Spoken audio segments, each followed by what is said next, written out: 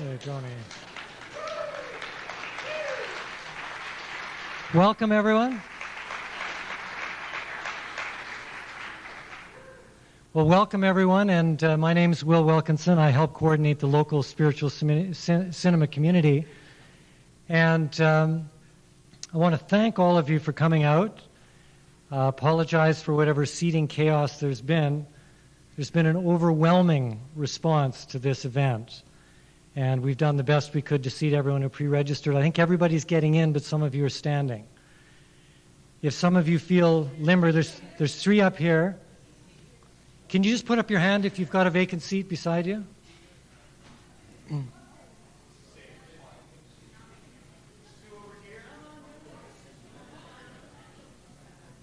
Great. Couple more down here. There's one here, Johnny. Race for it. Couple in here. There's one more in here. It's going for $24. I have 25. Do I have 26?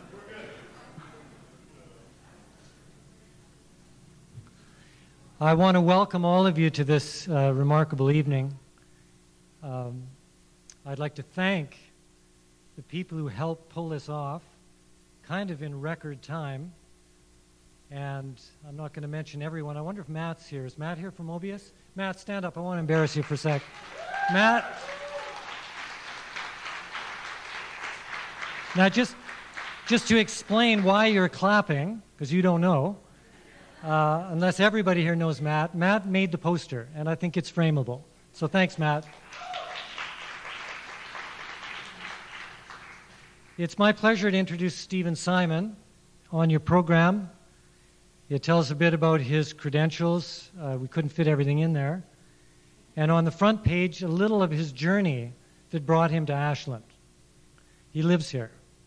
And there's two words that can describe what's been happening in Stephen's life since he really focused on spiritual cinema.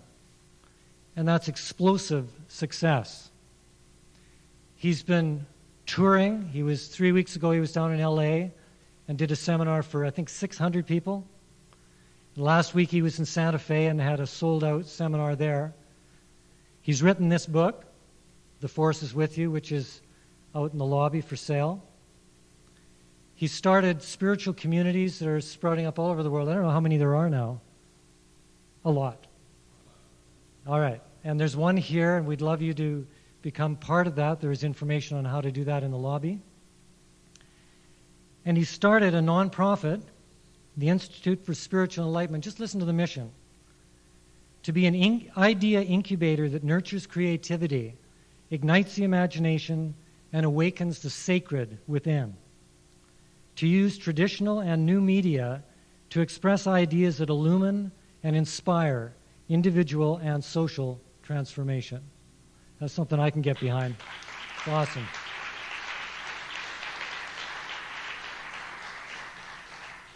The film Indigo is just wrapped here, Stephen's most recent film. How many of you have been involved in that film here? Wow. That's great. We're going to see some clips from Indigo in the first half of the program. And there'll be a break around 8:30. There's bathrooms downstairs and back along the hallway right over here. And over there. Okay, 3 spots. Great. This is the best spot. These are the best bathrooms over here, for some reason. I'd ask you all to turn your cell phones or beepers off if you haven't already done that. This is going to be an evening that moves us and changes us. Some of you may be here because you've seen some of Stephen's past films. He's got a long list. You might have been moved by the intense poignancy and just the pure spiritual impact of Smokey and the Bandit. Or the heart-wrenching pathos of Bill and Ted's Excellent Adventure. Dude. Or Stephen's contribution to enlightened femininity. She's out of control. Stephen Simon is one of my favorite filmmakers. It's an honor for me to introduce him tonight. He's a successful producer from Hollywood. He's an author, a seminar leader, and he's our neighbor. Stephen Simon. Thanks, Ed. Thank you.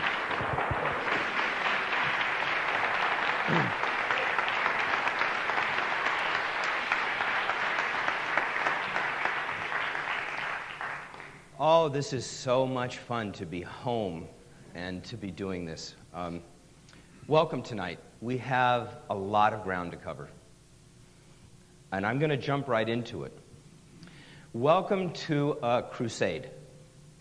Now, I know our illustrious president got in a little trouble with that word a couple of years ago, but that's what it is. It's a crusade for spiritual cinema. A genre that has not been recognized by Hollywood, by mainstream media, for way too damn long. I have been warned, cajoled, told, don't use the word spiritual. Don't use it. It confuses people. People don't know what it means. Well, it's about time that people who don't know what it means, find out. Spiritual cinema is a genre that's been around really since the advent of movies. The grandfather is probably a movie that came out just about almost 60 years ago, 55 years ago, and it bombed. And I mean, it bombed. Audiences hated it. Critics hated it.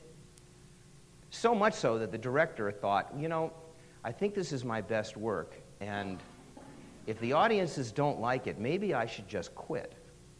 And he did for a year. Fortunately, his friends and family got Frank Capra to come back and make a few more films. And that film was It's a Wonderful Life, which most people don't remember as being such a bomb. But it was. I have some experience with films like that. Someone once said to me, Stephen, you know what? You're ahead of your time, and that's the same thing as being wrong. I'm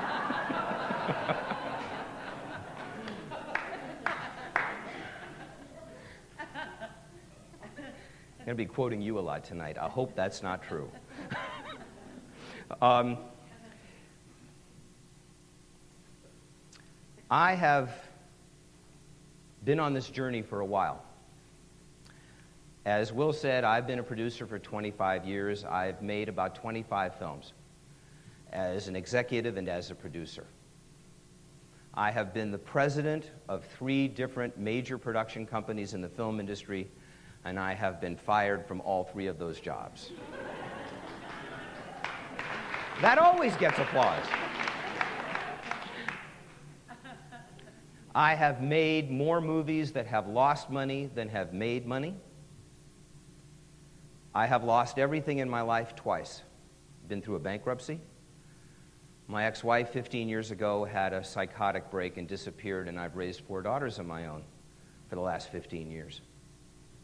I say that because I know what it's like to fail. I have failed a lot in my life, but I'm still here. And I think when you're pushing the envelope, when you have a vision of something that's not quite been brought into the reality yet, it's kind of what you do. And if you're not failing, you're not pushing the envelope. The trick is to not see yourself as a failure when you fail. I love movies. I was brought up on movies. My dad was a writer and a producer and a director. He made movies with Abbott and Costello and Red Skelton in the 40s. He died when I was 4. My mother remarried another film producer. So I came to this life to be a filmmaker. And I have loved movies from the beginning. But it was always those movies that talked about a particular issue that connected with me.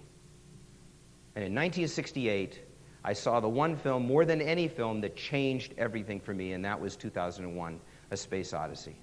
I went to see that the weekend it opened at the Cinerama Dome in Hollywood. I was 22 years old, and it just changed me. I saw the last 10 minutes of that movie, and I said, This is what I'm here to do. This is what I need to do. This is what I desperately need to do. To make movies like that. Spiritual cinema. Movies that ask two eternal questions. Who are we? And why are we here? And as filmmakers, if we're humble enough and smart enough, we don't even begin to have the arrogance to try to answer those questions. Because those are unanswerable questions. Those are questions that each individual has to determine for himself or for herself. But that's what this genre is. And it has stayed underneath the waterline because mainstream media doesn't get it, and goodness knows Hollywood doesn't get it. These movies that have been around forever, there are 75 of them in my book. There could have been another 200 or 300 or 400 of them. Heaven Can Wait, Oh God, Defending Your Life, Field of Dreams. The films that I was involved with, Somewhere in Time and What Dreams May Come. Not Bill and Ted. Party on Dude. Somebody actually tried to engage me in a conversation about the spiritual significance of Bill and Ted once. Sometimes a cigar is just a cigar.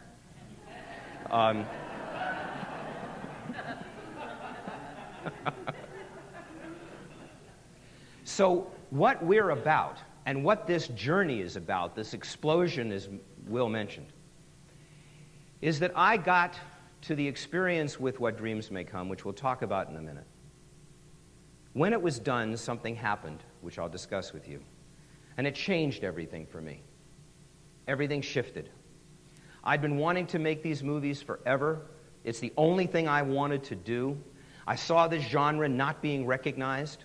I saw Hollywood taken over by the corporations, and all the creativity in Hollywood, all the entrepreneurial fervor, all the passion, all the love, all the fun leave. And it's gone. And I'm not the only one that feels it. My friends who are still in the industry feel it as well. Many of them, my contemporaries, are the heads of studios. Most of them I came into the business with. Some of them I know very, very well. Was it Otis Redding that said the thrill is gone? Well, that is what has happened in Hollywood. We'll talk about that tonight, too, and why. Where the film industry has been, where it is today, and what my vision is, at least, of where it's going. We're going to see clips from Indigo. We're going to talk a bit about that whole Indigo phenomenon. I also have clips from several other movies that I consider to be extraordinary in this genre. We'll do that, and we're going to end the evening with an extraordinary montage of 30 different love stories and a wonderful love song that goes along with it. So there's a lot of I hope, fun tonight, but more than anything else, this is a call to action. And why I'm so excited about doing this in Ashland is because Ashland is going to be the center of this.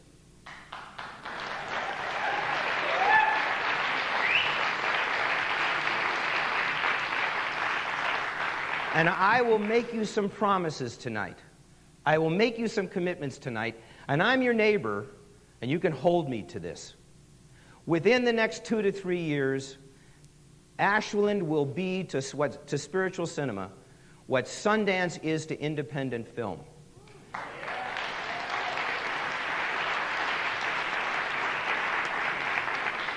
We are going to make this the center of the universe for spiritual cinema. The Institute for Spiritual Entertainment, which is the nonprofit that we have formed, which has now been kind of catapulted out into the world, will have its headquarters here. We are going to be giving grants to filmmakers so that filmmakers can make these movies away from Hollywood, so that you don't have somebody do to you what was done to me on What Dreams May Come, and that is to have a 6-week argument with executives about the word consciousness, which they said only my friends in the crystal set, that's what they called you and me, would understand. That people in Missouri wouldn't understand what the word consciousness means.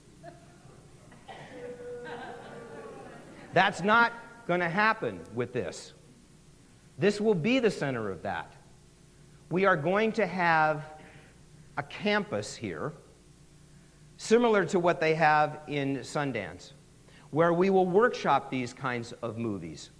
and ultimately television, where we will encourage young filmmakers to take advantage of the digital revolution that has happened that is going to make things so much easier to make films. And we have already formed a new business called Spiritual Cinema Circle, which you can look on the internet, www.spiritualcinemacircle.com, in which we're going to be sending 3 DVDs a month into subscribers' homes of films that you have not seen, films you have not heard of. It's not going to be like HBO and Showtime where you're seeing the same movies over and over again. 3 movies in spiritual cinema every month that you'll own and get to what we call play it forward and give them to your friends. It's not Netflix where you have to send them back and forth. We're going to get the best of the films from all the film festivals in the world, about 20 or 30 of whom have already contacted us because they want to be a part of it. And we will make available to people these kinds of movies in homes, which the studios and even the independents won't touch because they don't get it yet. And that's great.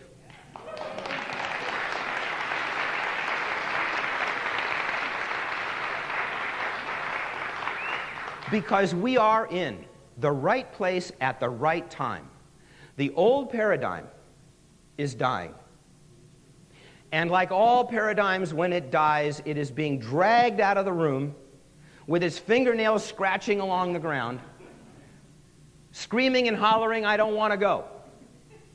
And the new paradigm is just dawning on the very, very top of the hill. And we are in this wonderful place that an author once told me described as the swing between worlds. And in that swing, there's an incubation going on of visionary ideas and new ways of doing things. Sometimes when things are broken, they cannot be fixed. They just have to be changed. And that's what's happened with spiritual cinema. Hollywood has been taken over by corporate international interests. In the last 10 years, all the major studios and most of the major independents, including Miramax, have been taken over by major international corporations in huge buyout deals, much more so than the studios were worth at the time. And corporate managers have been installed into the studios with very specific instructions. And I will use a baseball analogy because it's perfect. They only want home run hitters. They only want people that can hit home runs. They don't care about singles hitters anymore. Going out and making a movie for $4 million and making $10 million off of it is a waste of time for Hollywood. Because of that, left-brain people are being asked to make right-brain decisions, and right-brain people are being asked to make left-brain decisions. These are not bad people. They mean well. But they're being given a different directive. And they've also done something else in the last 10 years. And you are all, I believe, in some way or another suffering from it. They have broken a pact with us that has been around since Hollywood was around. They've always made movies for everybody. But they don't do it anymore. Let's play a game. This is the first week in October. The year is almost 10 months old. I vote in the Academy Awards every year to nominate films. If you were me today, how many films from the studios in the year 2003 would you be nominating for an Academy Award for Best Picture? Now, I'm saying from the studios. That lets out what for me is by far the best movie I've seen this year, the one I enjoyed the most, Whale Rider, which to me is the best movie of the year so far. And it lets out every movie that plays at the Varsity. Right? Because those are all independent films, and there have been wonderful ones. Bend It Like Beckham and Capturing the Freedmans, which is a very powerful film, and Spellbound, which is a wonderful film, and Winged Migration, which is a wonderful film. But those are not studio films. And don't say Finding Nemo, because Finding Nemo is going to be, which is a wonderful movie, is going to be in the animated film category. So how many? Maybe somebody could argue Seabiscuit. I don't particularly agree with that, but I can understand it. Here's why. Hollywood doesn't care about adult audiences anymore. They're convinced that you don't want to go to movies anymore, and it's a self-fulfilling prophecy. Because what happens is, in the last 3 months of the year, October, November, and December, they start thinking about Academy Awards, so they give us a glut of films. So we'll start seeing some movies this year, in the next 2 or 3 months. But what's happened is that adults have stopped going to the movies as a habit. Now what it means is you'll go to a movie, but you don't go religiously 2 or 3 times a month like you used to, or once or twice a week. Now there may be people here who do, but generally, adult audiences have stopped that habit. It's no longer there. Now that's why the studios, for a lot of reasons, are making movies for 15-year-old boys, which is the prime demographic, because they got to get out of the house on Friday night, and they do, and they're very happy to go back and see an action film 4 or 5 times.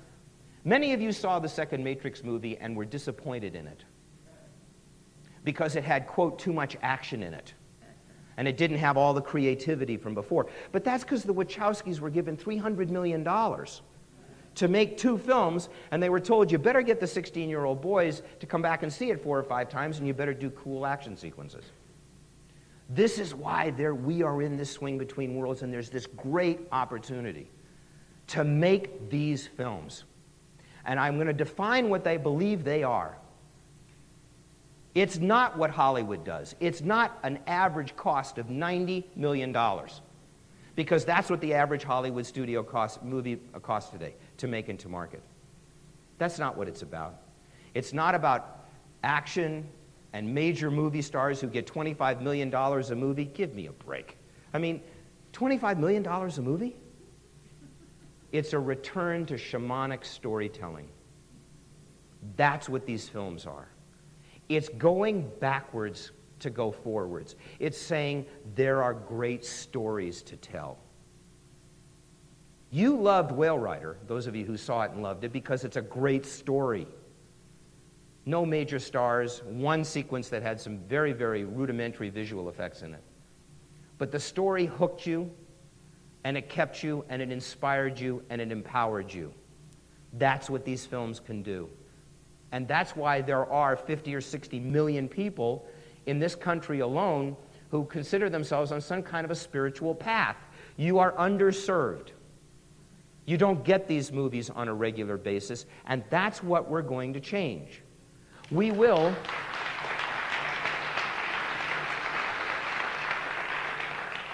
in the year 2005, in February of 2005, I'm believing it will be then. If not, it'll be in February of 2006. Change what Ashland is like in February, which is basically, for the economy here, pretty empty. Part of this was motivated in me because my youngest daughter, Heather, goes to Ashland High. And a year or so ago, I started seeing what the budget cuts were like. And we started talking about what can we do to improve the economy of Oregon. And I actually talked to the governor about it, about raising filmmaking in this part of the state and bringing in that economy, because every time you spend $1 on a film, it generates $2 to $3 in the community. Well, we're going to have an international spiritual cinema film festival here.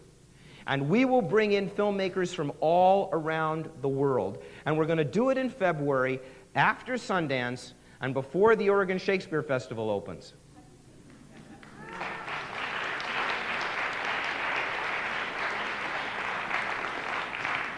There is an extraordinary filmmaking community in Ashland. We just experienced that on Indigo.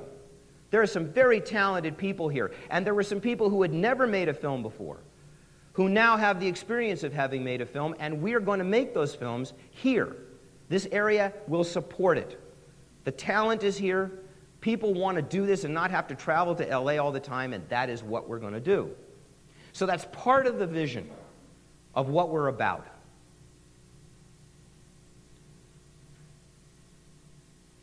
I've had some people tonight ask me to talk about the stories behind Somewhere in Time and What Dreams May Come, as an example of what happens in this arena. And I want to tell you, the structure of the night is we're going to have some conversation about that. And then we're going to show the clips from Indigo, and I'm going to talk about the clips from Indigo. But my passion for this has been kindled by my own experience. I'm a recovering lawyer. And in 1975, I walked into a bookstore. I'd known I was going to be in the film industry, and I read this book. I saw a book called Bid Time Return. And I took it home, and I read it, and I cried, although my daughters say that Dad will cry at card tricks, which is true. And I finally begged my way into a job with a wonderful producer named Ray Stark, who had made The Way We Were and Funny Girl and a bunch of wonderful films. And I knew I had to get Bid Time Return made as a film. And the very first day on the job as a producer, as an assistant to this producer, I called the man who had written it, Richard Matheson. I had lunch with him. I said, look, I'm going to learn what it's like to be a producer. I don't know how to do that yet. I want to make this book as my first film. Will you make a deal with me just on a handshake? And he said, sure. And we shook hands. And 3 years later, that became Somewhere in Time. How many of you have seen Somewhere in Time? Oh, good. Most of you have. Somewhere in Time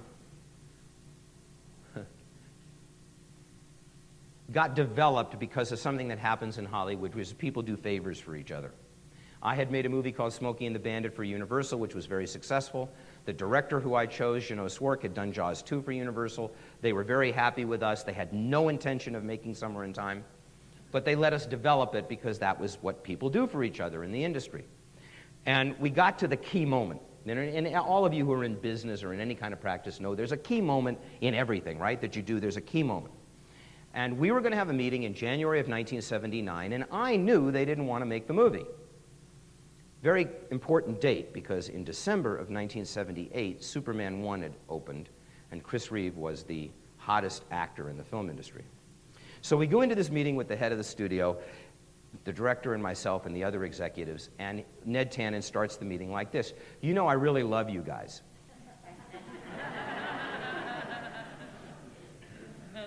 We were going to be out the door in 2 minutes after that. But, you know, none of us really understand this. You know, there's really no reason for us to make this movie. And I just shot out, what if we get Chris Reeve? And as soon as I said it, I just wanted to put the words back in my mouth. And I thought the director would kill me. And I saw Ned thinking, yeah, well, we can't lose if we have the first movie after Superman.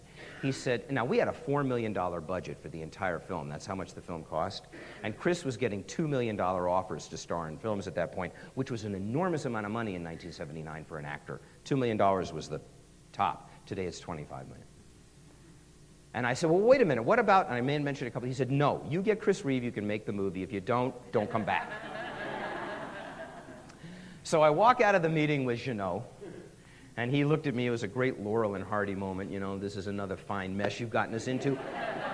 What are we going to do? And I said, well, I don't know. He said, well, call his agent. And I said, well, his agent's going to laugh at me, which I was wrong about. His agent actually roared at me. And I said, I have $250,000 for an actor. He said, he's getting $2 million, and he's not going to be in your stupid little movie anyway. No, I'm not even going to show it to him. So then Jeannot said, what are we going to do? And I said, you know, I think we need to get a star map.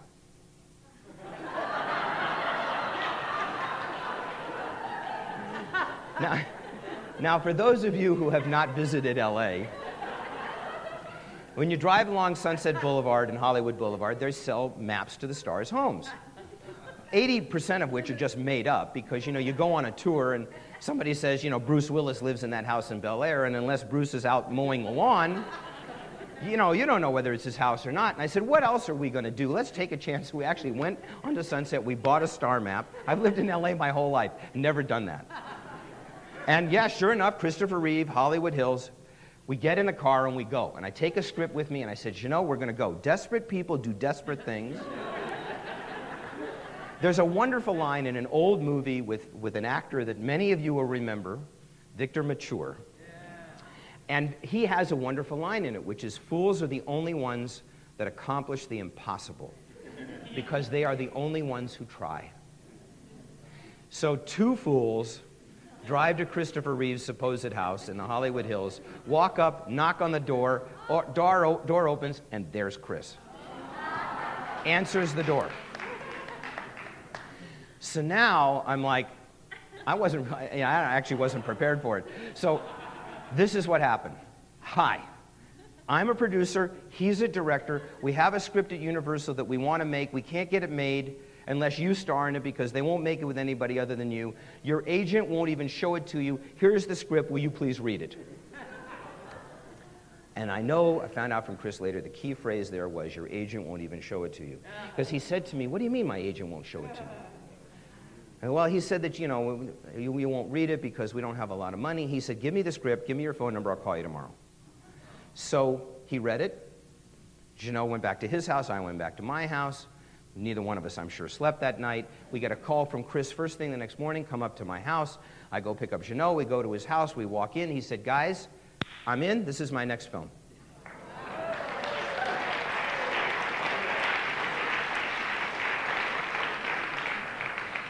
And I just fired my agent. Which he did. And his agent never spoke to me again. And Chris jumped in. Those are the kinds of experiences that you have when you get out of your own way and when the universe is just going to help you, which is a lesson that I have had to learn for a long time. Now, Somewhere in Time, there's a chapter in the book about it. I'm not going to go into it in great detail tonight. Somewhere in Time came out and bombed. Really bombed. It was gone around for about 3 weeks. Critics hated it. Nobody liked it. The audiences didn't like it. And it was gone. And it broke my heart. And I felt like I had let everybody down on the film. I'd let Richard Matheson down. I'd let the world down.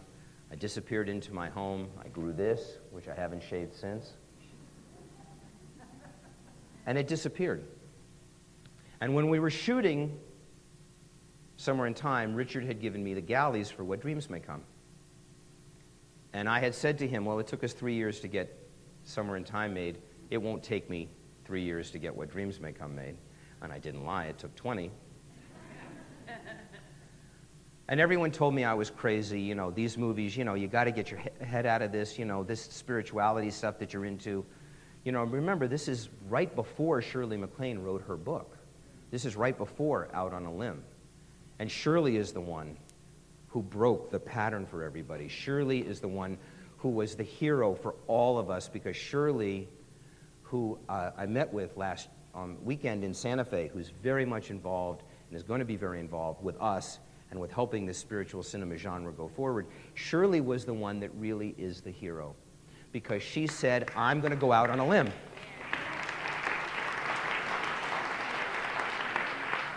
And she opened the door for all of us to walk through.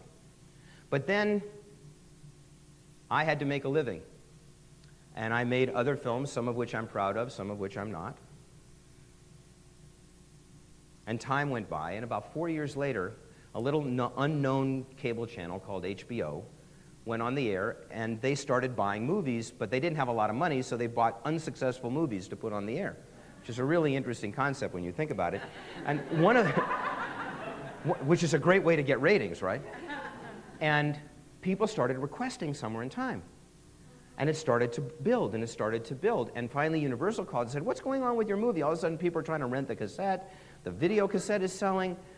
And it started to build a momentum all on its own. And a couple of years later, we got a call from a guy who was an engineer at Hughes Aircraft. And he said, I want to start a fan club for Somewhere in Time. I already know what I'm going to call it. Insight, the International Network of Somewhere in Time Enthusiasts. And we thought, okay, well, his elevator doesn't go to the top floor, but that's okay, And all of a sudden, he had thousands and thousands of members.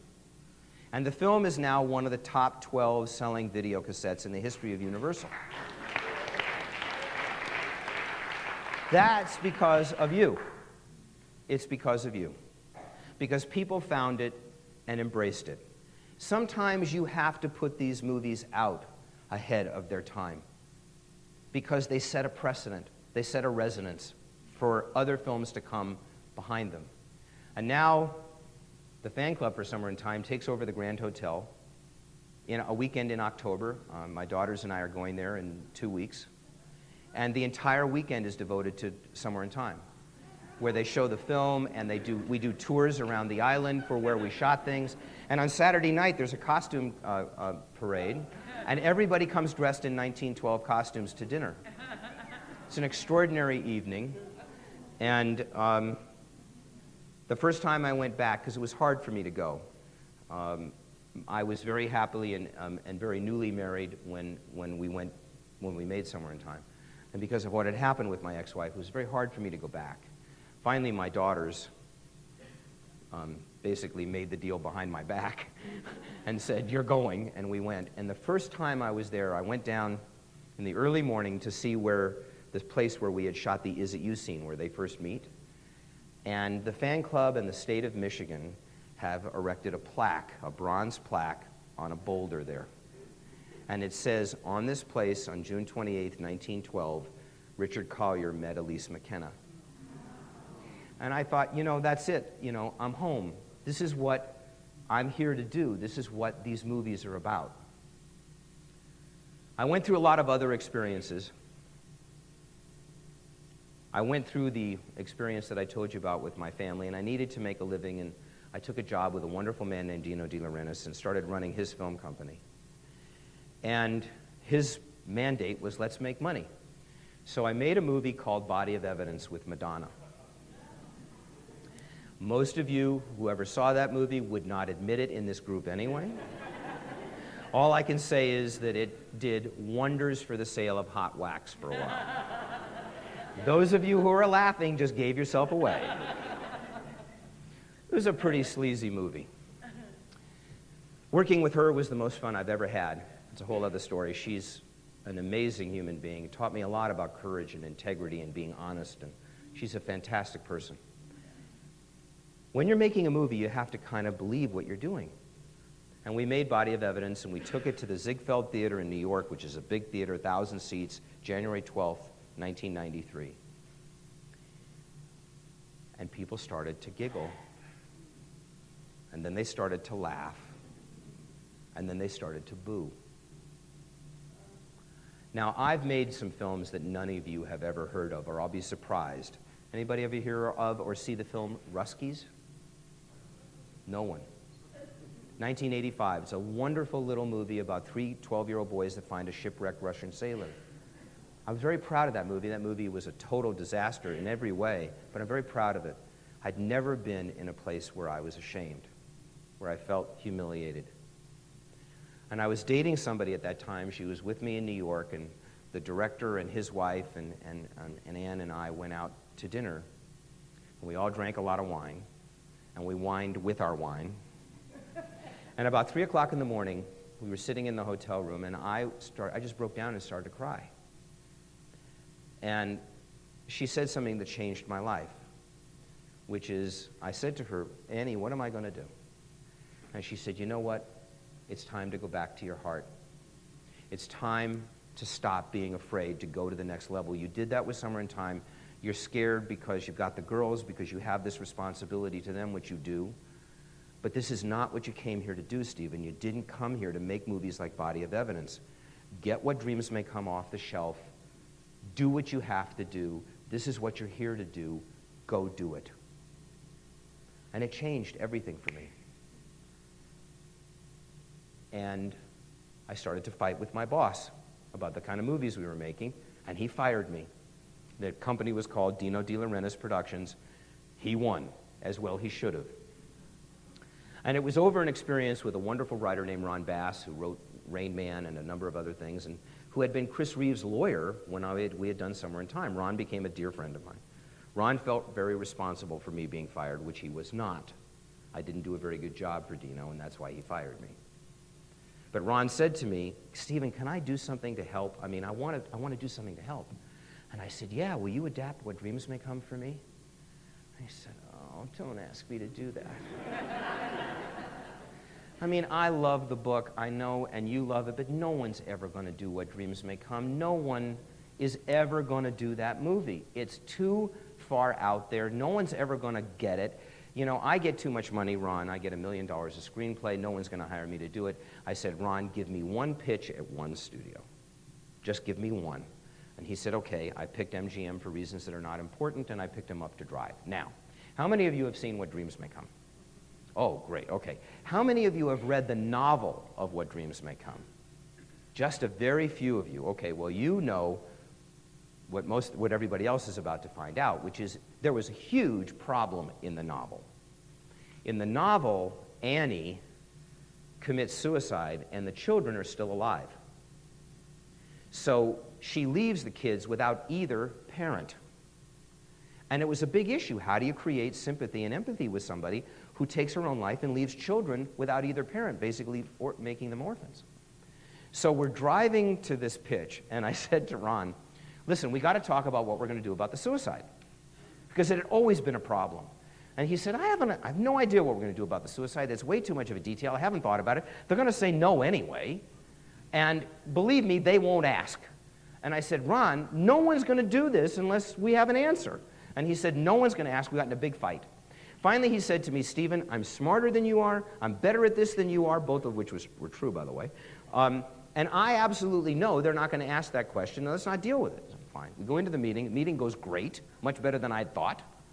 We get to the end of the meeting. Mike Marcus, who's the head of the studio, says to me, Stephen, I know you've been wanting to do this at that point for 16 years. He said, and I really want to be in business with you, Ron. I'm intrigued about this. It's so unique. I have no idea how you guys are going to do this. I just got to ask you, Ron, what are you going to do about the suicide? Now, another executive in the building, in the room said, Stephen, I literally saw the blood drain from your face. And I really felt at that moment like you might feel if you're a senior in high school and you've asked every single person in your class, boys and girls, to go to the prom, and they've all said no. I figured I have a file someplace where about 110, 112 rejection slips or notes or things from directors and studios on What Dreams May Come. By that time, it had been a 16-year journey, and I thought, that's it. It's over. You know, I've got my next rejection. Now, this all happened in a second, right? So, in a millisecond. So, Mike asked that question. Ron is sitting next to me. Now, almost word for word, this is what happened. Mike says, what are you going to do about the suicide? Ron doesn't miss a beat. And I'm not exaggerating this. Not a beat. And this is what he said. He said, Mike, this is what we're going to do. The kids are going to die before the movie starts. And in flashback, we will find out that Annie tried to commit suicide once, and the only thing that kept her alive was her love for her husband. So when he actually dies, the audience will totally understand why she takes her own life. And on top of that, I can use the two kids in the afterlife because I'm going to disguise them. They won't look like they looked in life. They will look like adults. And he won't know who they are.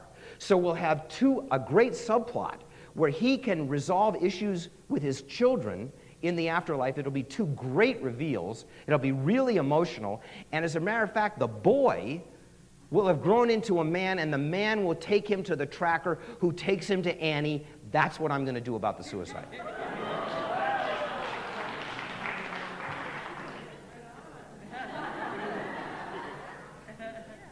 I mean, I was like, what?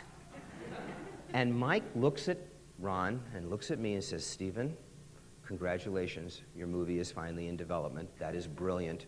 You have a deal. So I'm stunned, and we get up to walk out of the office, and I'm about to turn to him to say, where the hell did...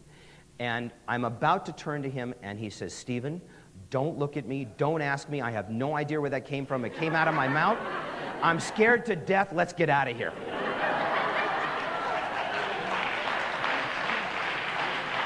And he was. He was pale as a ghost. He was terrified. And he really, literally didn't know what happened. But we do. What happened was, universe, God got us all that is, life, spirit, whatever you want to call it, stepped in and patted me on the head and said, Stephen, you're pretty slow. And sometimes you're not too smart. But your heart's in the right place. It's time for your movie to get made. We want it to be made now. Here's the solution to your problem. Now, as we're walking out, we'll walk out and there's a waiting room, and there's one guy sitting alone in a corner waiting for another meeting. And again, the universe just...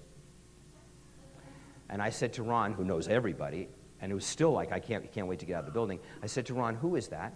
And he looked over and he said, it's a director from New Zealand named Vincent Ward. And a year later, Vincent became the director of What Dreams May Come.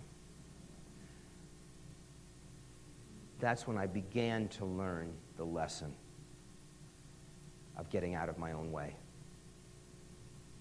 What Dreams May Come came out, was pretty well vilified by the critics. I've made a career of that. Except for Siskel and Ebert. Gene Siskel had been a college friend of mine, somebody that I'd known since I was 19 years old. And when Gene became a major critic, I thought, I got Gene Siskel. Gene never gave a movie I made in 23 years a good review. Never. Not one. Not one. And I always used to say to him, when are you going to give me a good review? And he would always ask me the same question, when are you going to make a good movie? But Gene was dying when he saw What Dreams May Come. And he called it one of the great achievements in film history. And I know it's because he connected with something. The film came out, and I had become very diffused into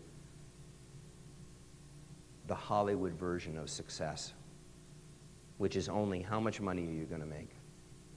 And I was looking at the grosses, and I was feeling this, and then something happened, again, that changed my life, that generated the journey that I'm on today. Where is Will? I just want to make sure I know where he is. Will? Yeah. Stay around here a second, because I've got something I want to give you, okay? And I need to tell this story. The film came out on October 3rd. Oh, my goodness. Wow. I really, literally did not occur to me until this second. The film came out 5 years ago today. Wow.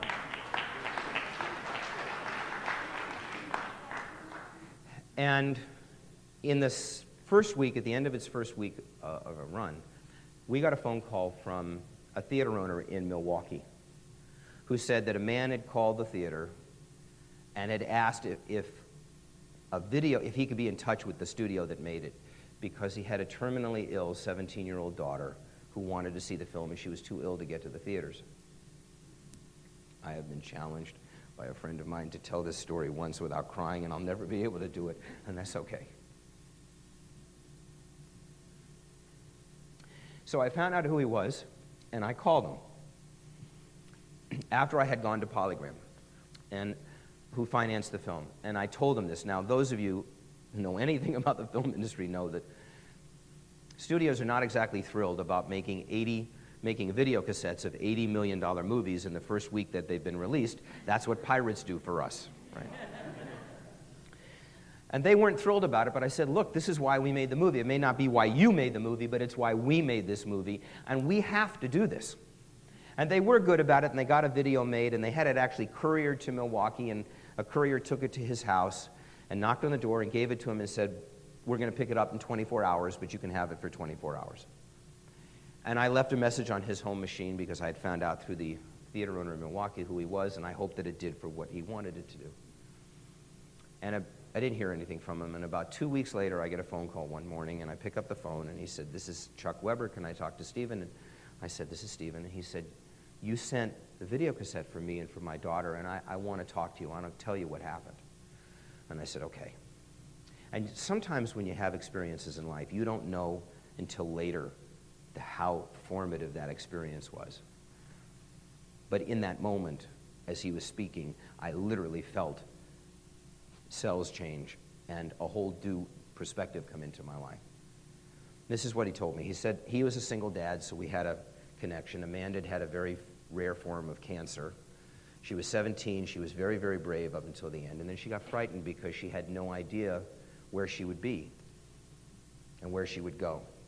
And she saw the TV advertisements for Dreams, and she really wanted to see it, but she was too sick to go to a theater, and they had her in a hospice bed, actually, in the living room. So he said, I had all her friends come in from high school, and we showed the movie. And he said, now I'll tell you the truth. I did not watch this movie, but I watched Amanda watch the movie. And when it got to the painted world sequence, I saw all the fear disappear from my daughter's face. And I saw her go completely peaceful, become completely peaceful. And the next morning, it was a beautiful fall day in Milwaukee in October, and she asked to be taken out to the park because she wanted to see the colors, which reminded her of the film. And he said, I actually thought she was going to check out in the park. We were driving home, and she said to me, Dad, when I die tomorrow, you'll know where I'll be. And he said, Stephen, she died very, very peacefully the next morning, very much at peace. So he said, I need to say something to you. I don't know you. I don't know anything about you. I don't know anything about this movie. I don't know if it's a good movie or a bad movie. I don't know anything about that. And I don't know if I'll ever have the courage to watch the movie.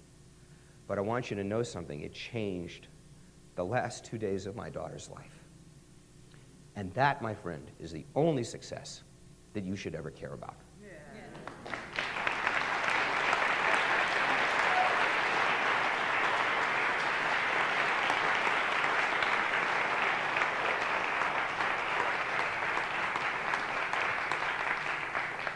And it did. And Chuck became a very dear family friend, and my daughters have Amanda's clothing and her crystals and her record collection.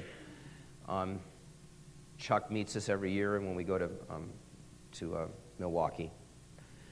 And he had a number of memorial cards done of Amanda. And my journey and every place I go in the world is dedicated to Amanda. This is Amanda. It says, in loving memory of Amanda Weber. And it has all of her vital information on the back, including dying October 12th, 1998. Every place I speak, she goes with me. And I want to have this be in the spiritual cinema community in Ashland, wherever you and Merrill and everybody else want it to be. This is something that should always be a part of what we do in Ashland, because every place I go, Amanda's there. Okay?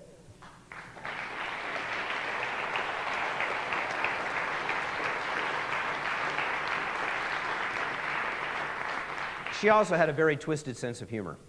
And Chuck, she was cremated, and Chuck found a wonderful place in New Mexico that actually spins crystal out of ashes, and had two wonderful crystal balls made, one of which he has, and one of whom those of my friends here in town have seen in our home, and we have. And by her own request, at the bottom on the plaque, it says, Amanda Weber, 1981 to 1998, I told you I was sick.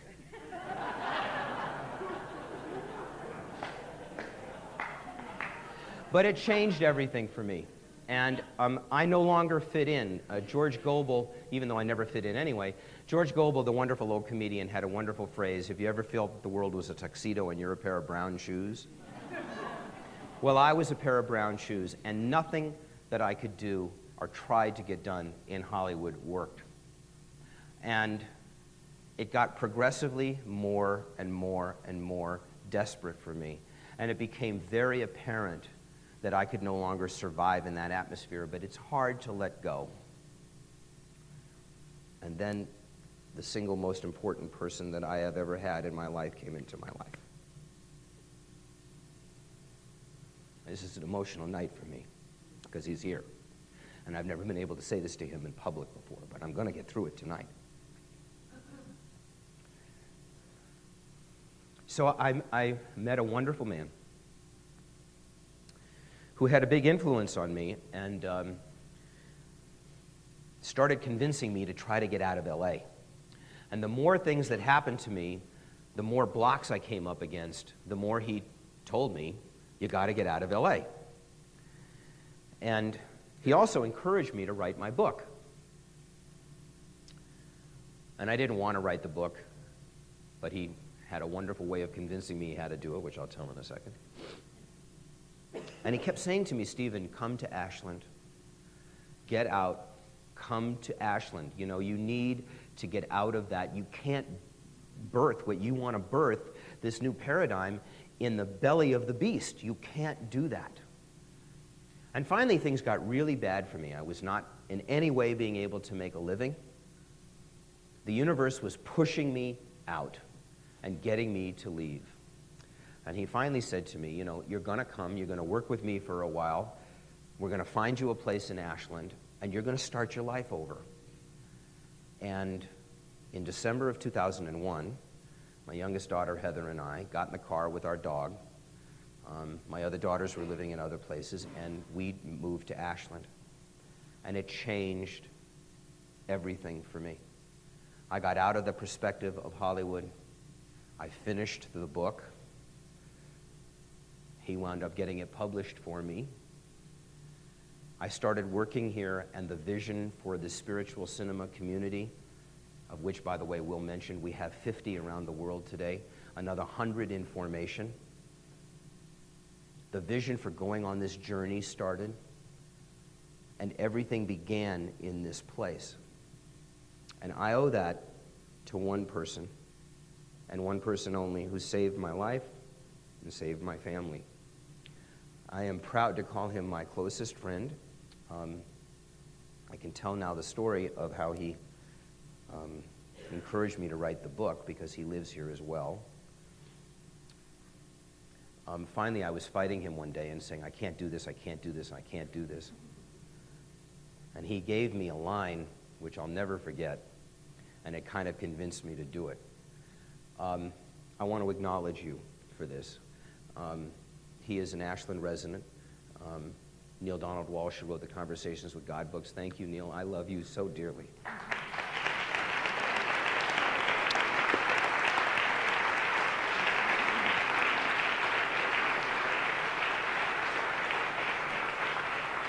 And I can't tell the punchline to the story. I now can tell the punchline. I couldn't do it before because it wouldn't have meaning.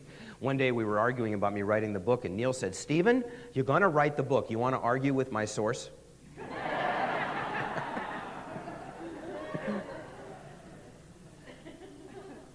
And that gets us in to Indigo.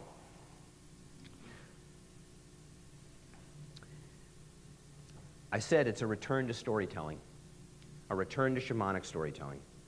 So Jimmy Twyman, who many of you know, who's also an Ashland resident, who's not here tonight, who's in Los Angeles doing an event in Los Angeles, came to me in February of this year and said, you know, I'd like to do a movie about indigo children. And I said, what, a documentary? And he said, no, I want to do a fictional film. And I said, well, then you're not going to do it about indigo children, because films are meant to entertain. They're not meant to teach anything. We have to think of a story. So he came up with a rudimentary story, and it didn't really work very well, and we came up with other variations and variations and variations. He finally came up with a draft of it, which was not bad for a first draft of a script. And he said, I really want to make this movie, and I want to do it here in Ashland, and I know you want to do movies here in Ashland. I want to finance it out of our beloved community. How much would it cost to make this movie? And I said $500,000, which was a guess, because I've never made a movie for $500,000 before. I think the catering budget on What Dreams May Come was $500,000. And Jimmy went off to write a couple of more drafts of the script, and things got delayed and stuff. And it was like the end of March by now. And I knew if we were going to do this, we had to do it soon, and we had to do it during the summer. So we finally got the story to a place where I thought it was beginning to look like a movie. And we were sitting there one day, and I said, Jimmy, you know, the perfect person to play the lead in this movie is Neil.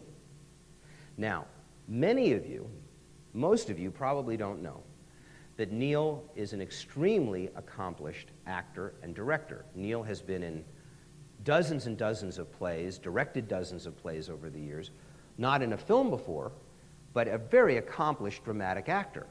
And we went to him with the idea, and Neil loved the idea. It appealed to his heart, and he said, sure, I'll be in the movie. So then I said, well, here's the problem. We're all traveling all over the place. When are we going to find a period of time in which we're all going to be in Ashland? And it has to be this summer.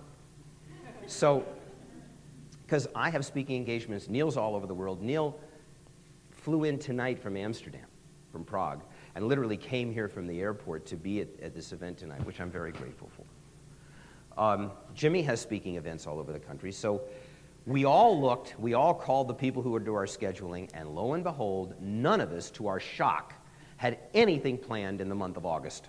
And it was like, okay, the universe is telling us something here. Let's do this thing. So I said to Jimmy, you know, we better start prepping this thing in June. And in April, we decided to do this. Now, anyone who knows anything about the film industry knows that's unbelievably fast. Jimmy was originally going to direct the film. Very close to the beginning of the film, it became very apparent to Jimmy and I that that was not the role that he should play in the film. And about 2 weeks before the film started, at Jimmy's request, I took over as the director as well. And we made the movie. Now, it's a very, very, very powerful movie. It says a lot of, I think, very important things about family, because it's not about an indigo child. This is very important about filmmaking. Filmmaking has to have compelling, entertaining, interesting stories. This is about a family that disintegrates because of very poor choices that were made by the key members of the family. It leads to bankruptcy. It leads to one of the members of the family becoming a fugitive from justice. It leads to jail. It's a very strong, powerful story. And into their midst comes the youngest member of the family, a 10-year-old indigo child, who changes everything. And we went about casting the film. We had Neil, and the other key was finding the girl to play Grace. And we did open casting calls here in Ashland, and many of you saw that in the newspaper, what we did. And we got people from all over the world who wanted to be a part of this, who came to Ashland. I think we read about 150 kids to be this girl, about 120 of whom said they were indigo children, thought they were indigo children, their parents thought they were indigo children, whatever. Are any of you unfamiliar with indigo children? I should say very quickly that an indigo child is a relatively recent phenomenon. The last 10 or 15 years, these children have been discovered all over the world. They kind of are born as little masters. They have a knowledge and understanding way beyond their years. They are usually very psychic, or they have very strong healing abilities. They are extraordinary kids who have come to this planet at this time in our existence with a message of peace and love and evolving the planet from a consciousness standpoint. That's a very brief description of indigo kids. But the indigo kids that we read weren't very good actors. And here we are going to make this deeply spiritual movie. And in one day during this walks a young lady named Megan McCandless. And she walked into the room, and she just lit up and took over the room, at the age of 9. And she read, and I just took one look at Jimmy, and I said, that's our girl. And we had her come back for some callbacks with a couple of other kids to read the scenes again, and she was just so gifted that it was just obvious that she was our kid. So we say, that's it, you've got the part. And then I had a very interesting conversation with her family, because it became clear to me through them that they are a very traditional Christian family. And they were very concerned about the effect that this experience would have on their daughter. And I was very concerned as well, until we got together and talked. And it became very clear to all of us, to all three of us at that point, to me and to her parents, that this was the most beautiful statement of spirituality that there could be. Because spirituality is about everybody's, the dignity of everybody's pathway to God and definition of God. Everybody. That means traditional religion and non-traditional. It means Catholics and Jews and Protestants and Muslims and people on a spiritual path and people from metaphysical paths and everyone respecting that nobody has an exclusive franchise on God, that everybody has their own pathway. And we made a deal that we would not preach to Megan and in any way try to convert her from her beliefs, and her family would not, at night, negate what was going on during the day. And it wound up being an extraordinary, fantastic, wonderful experience. And you're going to see Megan on the screen tonight. We made this film with the help of 25 full-time volunteers. We never could have made this film without them. We didn't have the money to do it. And not only did they give us 12, 15, sometimes 18 hours a day and come from all over the country and all over the world to help us, but it was their spirit that infused this crew with the spirituality that took us through a very, very challenging 20-day schedule. We made it on 20 days. We made it on the budget. And these people who are part of this, the crew and the cast and the volunteers, have 25% of the profits of this film. And we are going to make sure that it's a legitimate profit, that it means the first time we get $1 over what we spent, that's profit. That doesn't happen in Hollywood. And it's a new way of making movies. A lot of young people got a start on this film because of the wonderful crew that we have and because of the wonderful volunteers that we have. And I want to get a chance tonight to thank all of them that are here for making this movie in Southern Oregon and Ashland possible through your professionalism. We had some extraordinary people like Christian, who's been doing this for a long, long time, who trained other people on his crew who had not done this before, and people like Lori and Kieran, who I see who's here tonight. If those of you who worked on the film would just stand for a moment and just be acknowledged by all of us. I want to thank you for making this possible, because a lot of you are here. Please.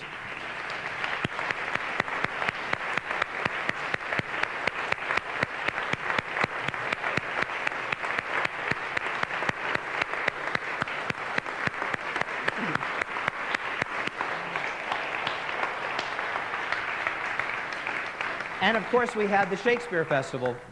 Thank God.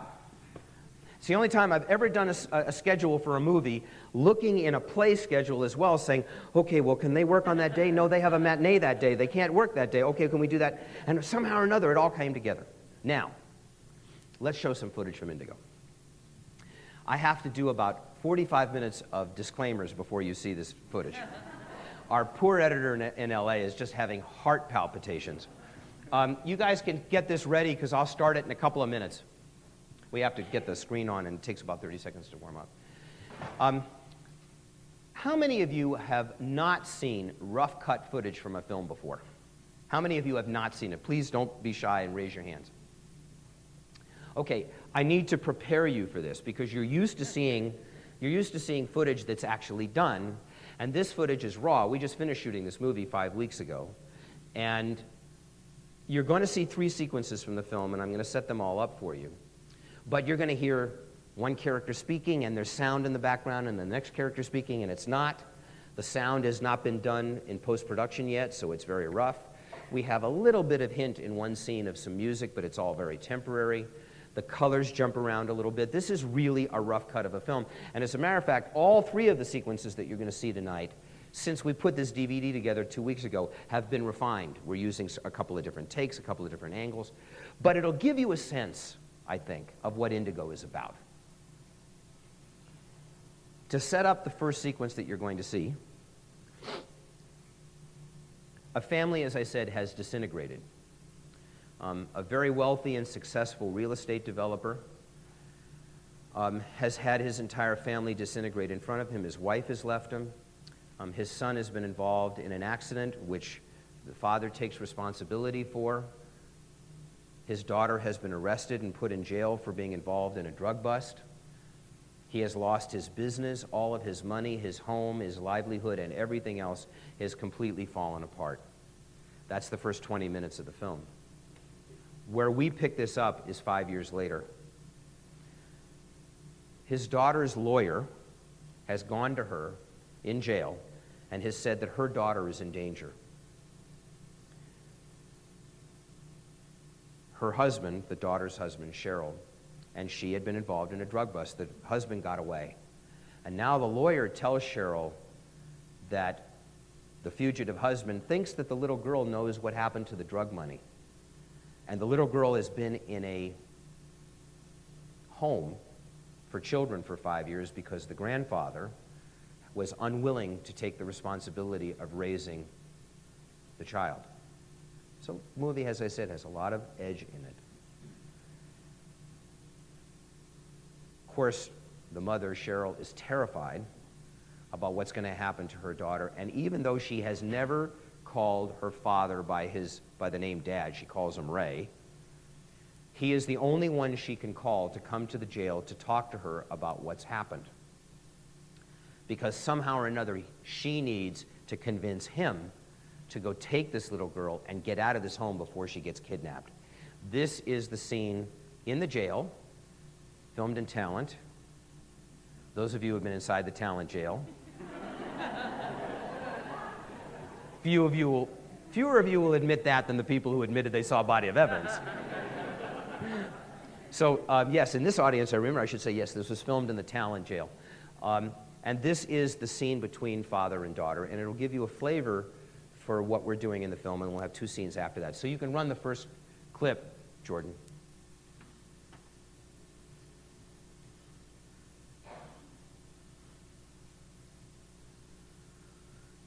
It takes a little while to warm this up, so just please be patient.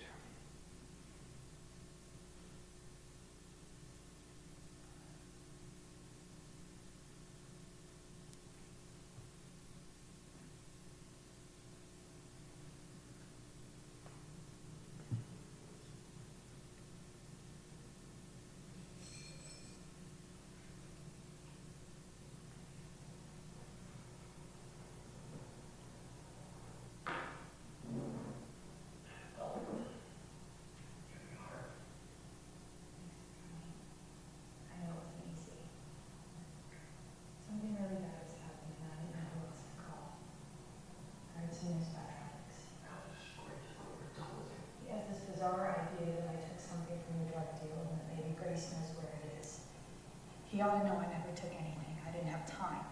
And he knows Grace didn't have anything to do with it. She was in the car sleeping. You're overreacting, Cheryl. Why would he risk himself to go anywhere near Grace? I don't need your theories, Ray. I need you to take Grace and get her someplace safe. If he gets anywhere near her, I'll never forgive myself. Or you. You want me to just show up out of the blue and kidnap her? You ought to see me thrown in jail now, too. Wouldn't be the first time, would it? Besides, you wouldn't be kidnapping her, not really. You have visiting rights, remember? You probably never used them. That doesn't mean I could just go and take her. Why didn't you take her when I needed you to? When she needed you to? She's better off there. Ray. Alex is going to take her. I can feel it in my gut. He might kill her. Is that what you want? Your own granddaughter dead? He's not going to kill his own daughter. I don't care what you've been told. Look, we're talking about a guy on the run here. He's not going to just show up and put himself in danger. I never asked you for much, and you know it. Grace is the only thing that keeps me sane in here. I don't know what I'd do if anything happened to her. Did you take anything? No. When I get out on parole, I can take care of her myself. But until then, I need to know she's going to be safe. I still don't know what you think I can do. Even if I did take her, where would we go? My house is the first place you would look. Take her anywhere. It doesn't matter where. My hearing's in a month. They tell me I'm a sure bet to get out of here. I just need you to give me some time. None of this is going to happen, Cheryl. Everything's going to be fine. For once in your life, why don't you do the right thing? For once in my life. Yeah, Ray. Do something for your children for a change. That's what I'm trying to do. But I can't help my own daughter from in here. I need your help, okay? Remember what she was like? There's something about her that's so special. Dad. Just want to give her a chance.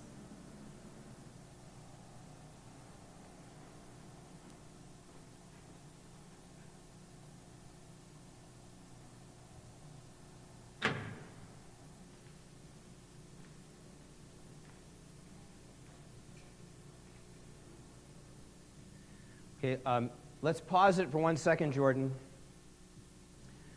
So, what you're going to see now is a big change of pace from that. He picks this little girl up and is completely unprepared for what he's about to deal with. Those of you who have met Indigo children know they are quite a handful. They are smarter than we are, they are more mature than we are, they are wiser than we are, and they are not shy about letting us know that.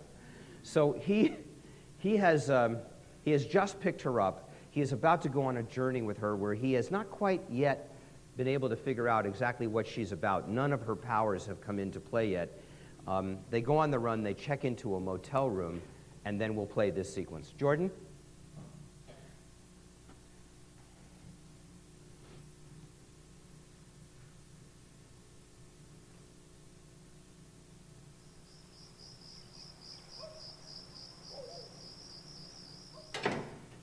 Take that bed over there, will you? Grab the light. And don't jump on the bed with your shoes. You bring your pajamas? Of course. Did you? You know, I don't know. Sally packed the thing. I guess we'll have to find out. Do you wear pajamas with Sally? You are a very amazing and confusing little girl. I'm not that amazing. I've met some kids on the grid that are way cooler than me. They can do things that would blow your mind. There was this boy in Bulgaria who could bend spoons from across the room. And there was this girl from China who Why do was you do able that? Why do you make up stories like that? Aren't you a bit old to be doing things like that? I'm not making anything up. You're just dimensionally challenged. You don't believe anything unless you see it with your own eyes. There are lots of things I don't see with my eyes, but I know they're real. The only thing I see with my eyes is a little girl who needs to get some sleep. You can do better than that, Grandpa. What's that supposed to mean? If we're going on the road together, you need better comebacks than that. Okay. I'll try to get up to speed by tomorrow. Right now, I'm too tired. Okay, I can help you if you want. Deal. I'll get the bathroom first. What have I got myself into? I'll tuck you in when you come out, Grandpa. Okay, let's pause it again, Jordan. Let's pause it one more time. So the last piece that you're going to see from the film is they've been on the road, and he has now seen her do her thing. Now, she's had to keep this under the radar. She's never let anybody see what she can do, but when she's been on the road with her grandfather, she has shown her powers, both her psychic powers and her healing powers, and her grandfather has been completely changed, or in the process of being completely changed and shifted by what his granddaughter has exposed him to. His car breaks down, they're on the road together, and they get picked up by a group of teenagers who are on their way to Mount Ashland.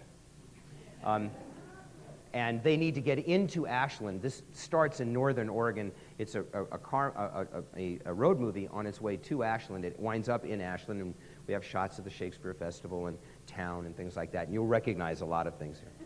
But in this scene, which was filmed at a wonderful home up towards Mount Ashland, they have been picked up by these teenagers who let them spend the night in this home.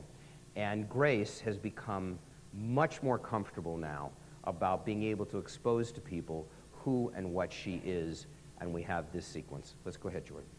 Oh, by the way, he refers to her by different names because he's trying to hide her identity, and with the kids, he has called her Hermione. Her name with them is Hermione. That's what they think her name is. Not even her parents. So of course it was ridiculous because there were 4 of them at once, and then she looked over and said, "Where do you think you're from? The planet Dweebatron?" God. Yeah, whatever. He loved telling that stupid story. Why don't you tell us the story about Logan? Because they would all be about him being completely lame. Boys don't mature as fast as girls do. Logan's a perfect example of that. I could tell you a story about him. You don't even know him. I could tell you a story about him that happened when he was little. A little bit younger than me. Are you sure you want to do that? No, I want to hear this. I bet the story she makes up will be better than anything Taylor could tell. Go ahead, Hermione. When you were about 8, you could see things that no one else saw. You thought they were angels, and they were. But your older brother used to beat you up whenever you talked about them, so you tried to make it stop. At first it was hard because the angels really liked talking to you. They had messages they wanted you to hear. After a while, they stopped talking because you weren't listening anymore. Whoa. That was weird. It sounds just like your older brother. He always used to beat the crap out of you. Dude, are you okay? She's right. I see them too. I see lots of things. Are you making this up? No, it's just something I could always do since I was a baby. And I know others who can do it, or could do it. There's this glow around them that means they can see things. Other people hear, but I can see. So can Logan. What else can you see? There are lots of them everywhere. Most of them are good, like people who cling to us because they used to love us when they were alive. Others are hungry. They're not really bad, but they suck on our energy. I can see a beautiful one with you right now. I don't like this. I'm starting to get scared.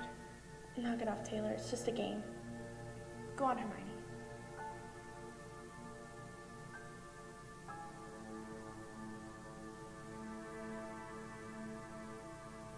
She has something she wants to say to you.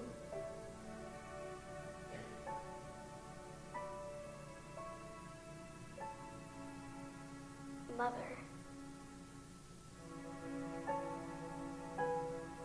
She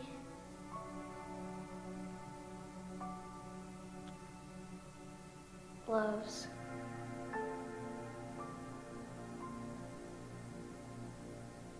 Bosie?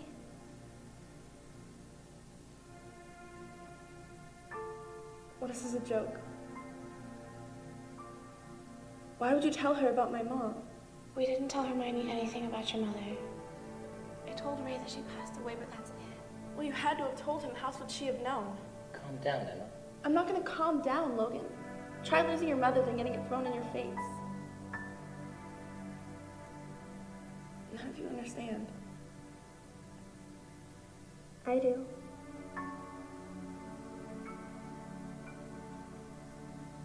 I have a feeling I can explain some of this. What's there to explain? This whole thing is bullshit. Emma, please. Give the old man a chance. This is as strange for the old man as it is for the rest of you. But I've seen a lot of different things the past couple of days. There's something going on with her. She's gifted. That's the only way I know how to explain it. What does that have to do with her knowing what my mom used to call me? She knows things she should have no way of knowing. No one knows that. She just wanted you to know she's still with you. She tries to tell you in other ways, but when she knew I could see her, she told me. But I never believed in any of that stuff before. Now you can. Believe.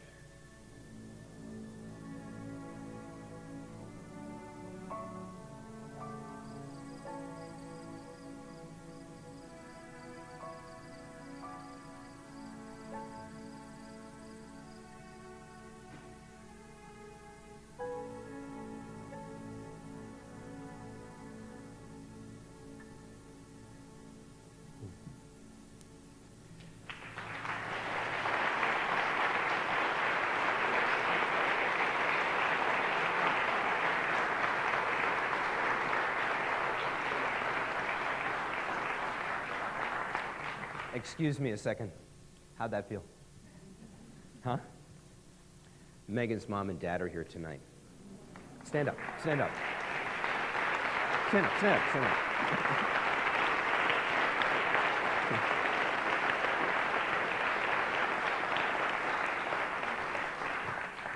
That must feel amazing, see your daughter on screen for the first time. I think the only thing Megan had done before this is she was a tree in a school play or something. It was close to it, right? Two other things I want to say tonight. A couple of the other people that were in these sequences are here, at least that I know of. I don't think Sarah's here. Sarah Rutan, who plays Neil's daughter, is in the Shakespeare Festival, and I think we have 38 speaking parts in this movie, and 35 people in the movie are making their film debut. The young lady who played Emma, whose mother was the one that had died, is here. And I want to ask Heather to stand up for a second. Heather, just stand up for a second.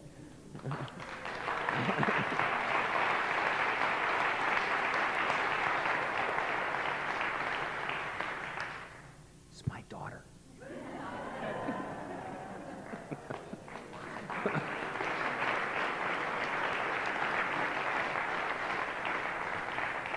I am so proud of you. And last, I want to acknowledge the star of this film and the reason that all of this is happening. A visionary man, the greatest friend that any human being has ever had, and a wonderful actor, Neil Donald Walsh. Standing.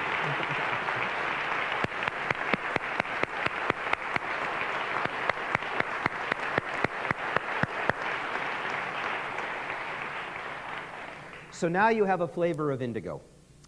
We are getting invited to film festivals. We are going to be doing that. The film will be finished at the end of November, beginning of December. You'll be able to see it next year. We'll definitely do some screenings here in town. The film was shot on the HD 900 cameras, which are the digital cameras that George Lucas uses now for the Star Wars films that Robert Rodriguez used. We'll talk a little bit about that in a minute. It's time for us to take a break. In the second part of the night, those of you who came to see Indigo, I just want to tell you something very quickly. It did say free admission, which is true. We're going to charge you $50 to get out. And anyway, we're going to take about a 10-minute break.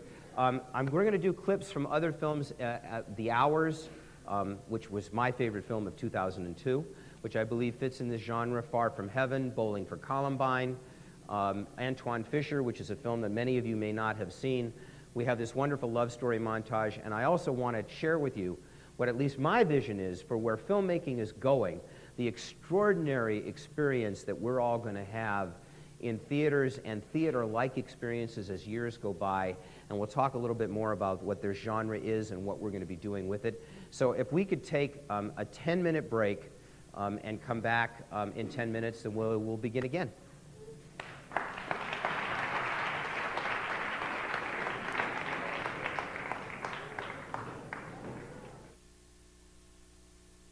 There's some really exciting things that are going on around this, and I know a number of you mentioned at the break that you'd like somehow or another to become involved, and I want to tell you how and some of the great things that are happening. First of all, I want to acknowledge Will, who's in the back of the room, who really, when he came to town, got in touch with us and said, you know, I really want to do the spiritual cinema community. Hey, stand right there with Meryl, because I want to thank you both. So Will and Meryl really are the people that have spearheaded it and will be spearheading the home base spiritual cinema community of Ashland. And I want to thank you both for putting on this evening tonight, for making this available to everyone, for doing this in such a way that it's so much fun for me. And I also want to encourage all of you who would like to be involved in this to see Will and Meryl. They are meeting the first Wednesday of every month. It's going to be at the second Wednesday of every month. The first meeting is next Wednesday, October 8th. It's at Mobius, correct? Yes.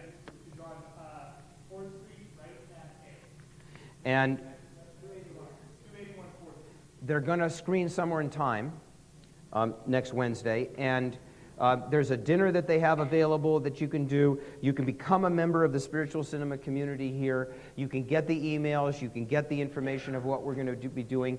Each community operates differently and autonomously, although they are connected with the Institute because each community is somewhat different. But these movies are movies that are meant to be seen in a group situation. You want to be able to talk to people about these movies when you see them. When you see Whale Rider, you want to be able to talk about Whale Rider to people. So they're going to be meeting then. There's going to be a meeting in November on Wednesday the 12th. Am I here? No, I'm out of town. They're going to show What Dreams May Come. And then on Wednesday, December 10th, there'll be another event, and I will be at that one. And I plan to come to as many of these events as I can myself when I'm home. I'm on 40 different airplanes, I think, in September, October, and November. So I have a lot of traveling around that I'm going to be doing, but I know I will be here in December. So this is a great opportunity to become involved in this. Also, please, all of you got, when you came in, some information about the Institute. We are looking for people who will be willing to help us in various different ways. We will next year have an office open here. We'll be looking for people to participate in that. We are, as a nonprofit, obviously looking for donations. If you have people that you think would be interested in doing this on a nonprofit basis, we would love that. To begin funding our programs, we are going to be looking for land in Ashland so that we can begin the process of bringing the world to Ashland around spiritual cinema. All of the information and the people to contact are in the handout that you got about the Institute. You can also go to movingmessagesmedia.com. That's our website. That used to be mysticalmovies.com for those of you who were involved with this before. All of the information is there. If you want to be a part of the Spiritual Cinema Circle, it's there as well. And a lot of information. We have message boards for about 100 different films that you can talk about, that you can communicate with people about, and all of the happenings that are going on about that. There are some really amazing things that have happened. And before we get into the film clips for the rest of the night, I just want to briefly mention a couple of them. It is very important that this genre be recognized as such, and I'll explain why. Once a genre is recognized as a genre, that means the audience for stories in that genre is quantified and recognized, which means people will go. In a lot of ways, it's like teenage horror movies. And I know that sounds like an odd analogy, but it's true. There is a genre of teenage horror movies. Doesn't require major movie stars, doesn't require a lot of expenses. You know who's going to go, you know how to find them, you know if you do the right story, they'll come. That's what a genre does. It quantifies an audience. Once we are recognized and quantified as an audience, you're going to get 10, 15, 20, 25 of these movies a year. And it's going to go beyond that because there's going to be an HBO of spiritual entertainment. That's coming, in which there will be a network that has its own news shows that don't have the first 15 minutes about being who died today and who got killed and all of that stuff. That's not news. That's what the media wants us to think is news, but that's not news. That's sensationalism. It's scaring the hell out of you, which is what the mainstream media wants to do, and to keep you at home and to keep you anesthetized, because that's what they do.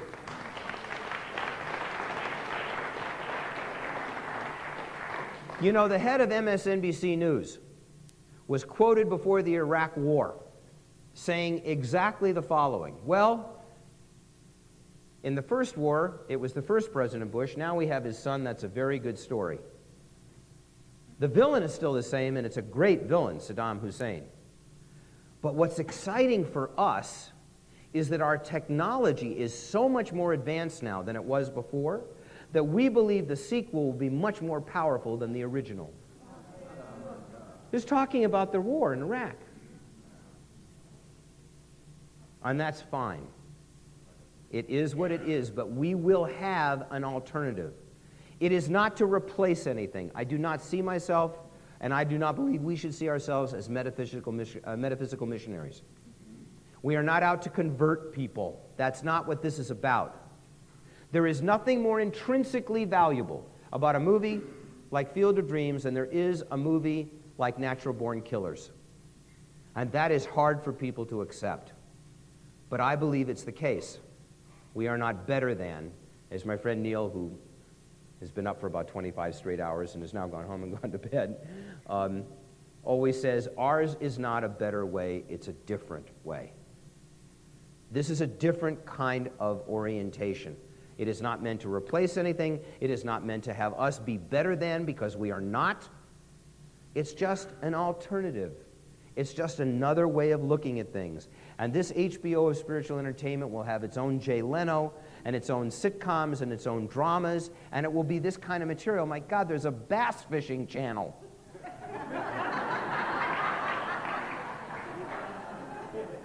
You don't think we're going to have an HBO of spiritual entertainment? Of course we are, because we have reached critical mass. That's why. It only takes 5% of a population being actively involved in something to shift the form of that paradigm. You know, there's a lot of stuff about the year 2012 and the world coming to an end. And I agree with that. I do. Just not quite in the form that the naysayers may think. In my book, I have a chapter called Fires, Floods, Earthquakes, and Riots, otherwise known as the Four Seasons in Los Angeles.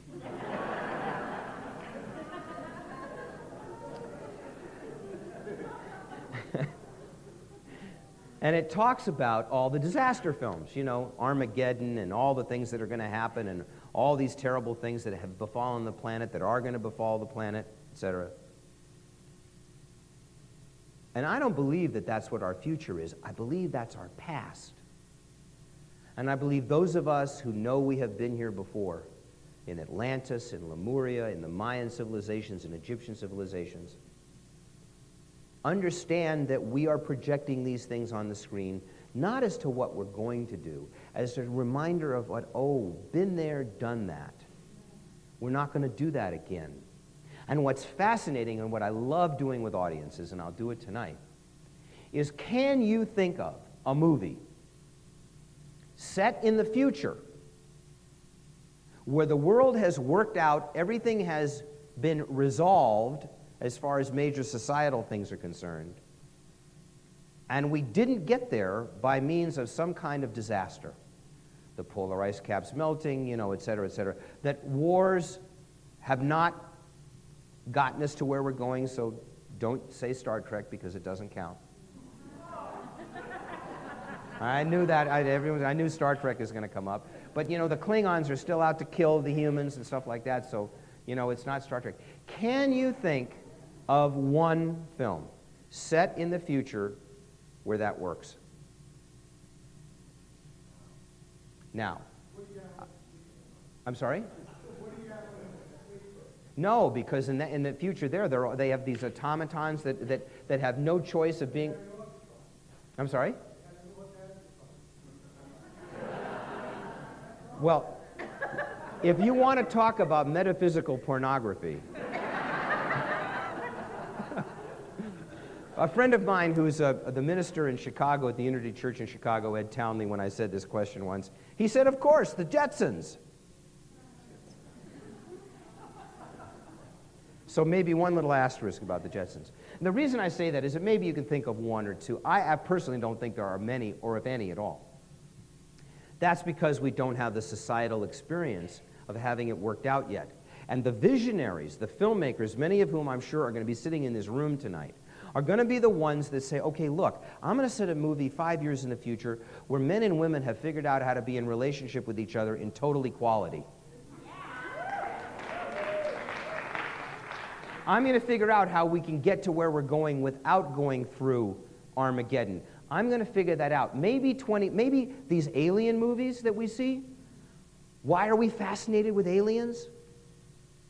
Good aliens, bad aliens? Why? Why is that all so fascinating to us? Because there is something greater than ourselves, something outside of ourselves that reminds us that we need to come together. That's what these alien films do.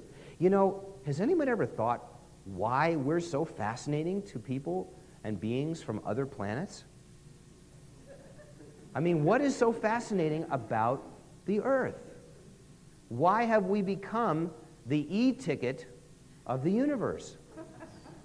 maybe, just maybe, it's because we are the first time in the history of humanity, whatever form that may take, in which a planet has decided to evolve consciously. Humans are the only species that consciously love. Consciously love. We have all come to this place at the right time and the right place to effect a huge transformation. And we can entertain ourselves and inspire ourselves and empower ourselves with these kinds of films. There are 2 small cities, towns, around the United States today that through efforts of people who are on our journey together have in 2 video stores have a section, spiritual cinema. So you can find Heaven Can Wait and Oh God and all of those films in that section. It's just the beginning of doing that. And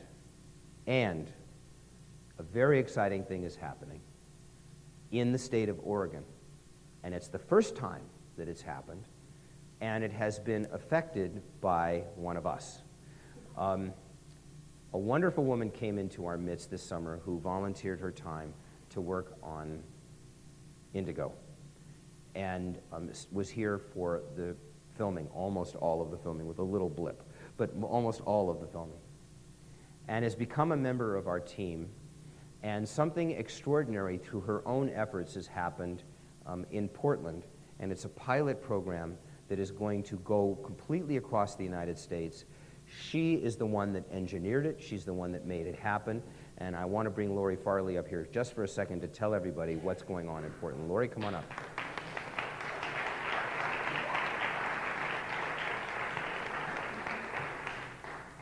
Hi, everybody. Nice to see some of you that I haven't seen for a while. I'll make this very brief. On November 5th, Stephen's coming to Gresham, Oregon, to the Mount Hood Theater to opening Spiritual Cinema Night. And the theater has agreed to have movies with a message behind them and back that and call it spiritual cinema. And my goal is to keep going through all the small communities, all the small theaters in that area and do that.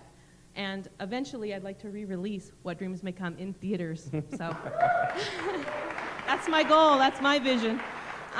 Outside on the table, there's these flyers. It tells you how to do this. It's simple, you guys. If you have a passion for this, like I do my whole entire life, my friend from 6th grade knows this.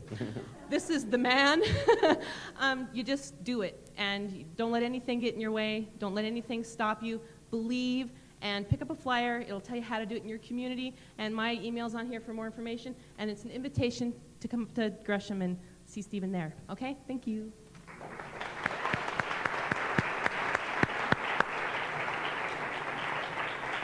What's really extraordinary about this is a theater in the Regal Cinema chain. Now, Regal Cinemas is the biggest theater owner in the United States. They have approximately 10,000 of the 40,000 screens in the United States, Regal. This is happening in the Regal Cinema chain. Now, you know you're not in Kansas anymore when this happens. So thank you, Lori. Thank you for engineering that. This is what happens when one person decides what they're going to do in their community. And I didn't even know Lori was trying to do this until she just emailed me one day, by the way, they've agreed, and we're going to do this, and can you come up for the first part? So if you have friends in Portland, in that area, we would love to have a huge turnout that night, Thursday, November 5th, to come out. What film are they going to show? We don't know yet, but we're looking into Whale Rider and some others. It would be great if it was Whale Rider. Yeah. It would be great if it was Whale Rider. So that is part of what can happen in the community when you get behind that and when you put your passion behind it, because it is, again, the vision of this, that millions and millions and millions of us are going to be able to do this. Now, here is, and then we're going to move on to film clips, here is the total vision for what this is going to be. And I promise you, I will not rest, and my daughters are constantly bugging me about that. I won't rest until this is accomplished. This is the vision of the Institute and of the spiritual cinema community. Within the next 2 to 3 years, and I know that sounds like a very brief period of time, But as our dear friend Jean Houston talks about in her book Jump Time, time has changed a lot. It's amazing what happens in 6 months now. It used to take 10 years. Within 3 years, it is my vision that this community will be so wide and so long and so deep that we will be able to bring people from around the world, which is what the Institute is going to do. Once a year, we're going to have a meeting in the United States for a week, once a year outside the United States. We are going to bring financiers, and there are people that are interested in putting money into movies, but they don't want to go through Hollywood. They don't want to go through all that crap. They want to see movies get made. They want to be treated fairly. We're going to bring people who are financiers, writers, actors, directors, technicians, grips, electricians, producers, everyone that's involved, actors, together, because in 3 years, the vision of this community is that we will be self-sufficient, that everybody who wants to be a part of this community will be a part of this community, and we will be able to finance, produce, develop, market, and distribute films within our community, and we have no need for anybody on the outside. That's the vision.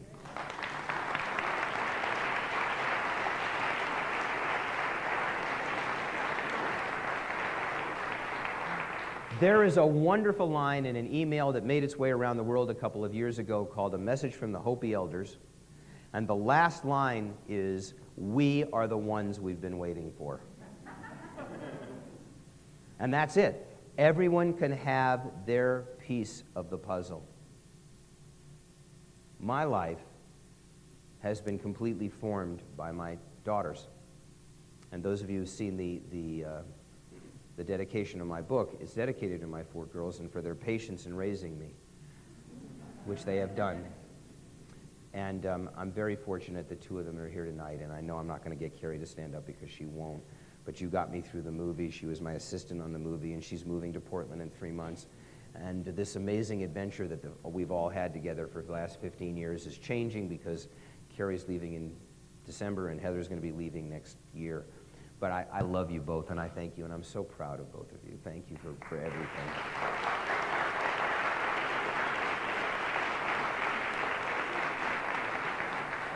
Okay, now, let's talk about some more movies.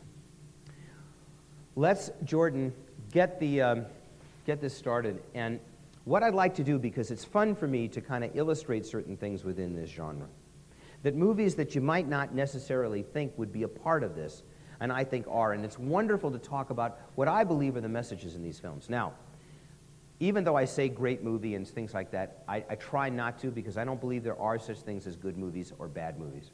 I think they're just movies that we like and we don't like, because how can I say something's a great movie? It's a great movie for me. If you don't like it, it's not a great movie. It's subjective. The movies that I found to be the 5 most memorable mystical movies of 2002, we're going to have up on the screen in a minute. An interesting thing has happened. Oh, gosh, I should have said this when Neil was here. He'd be so disappointed. He'd be upset.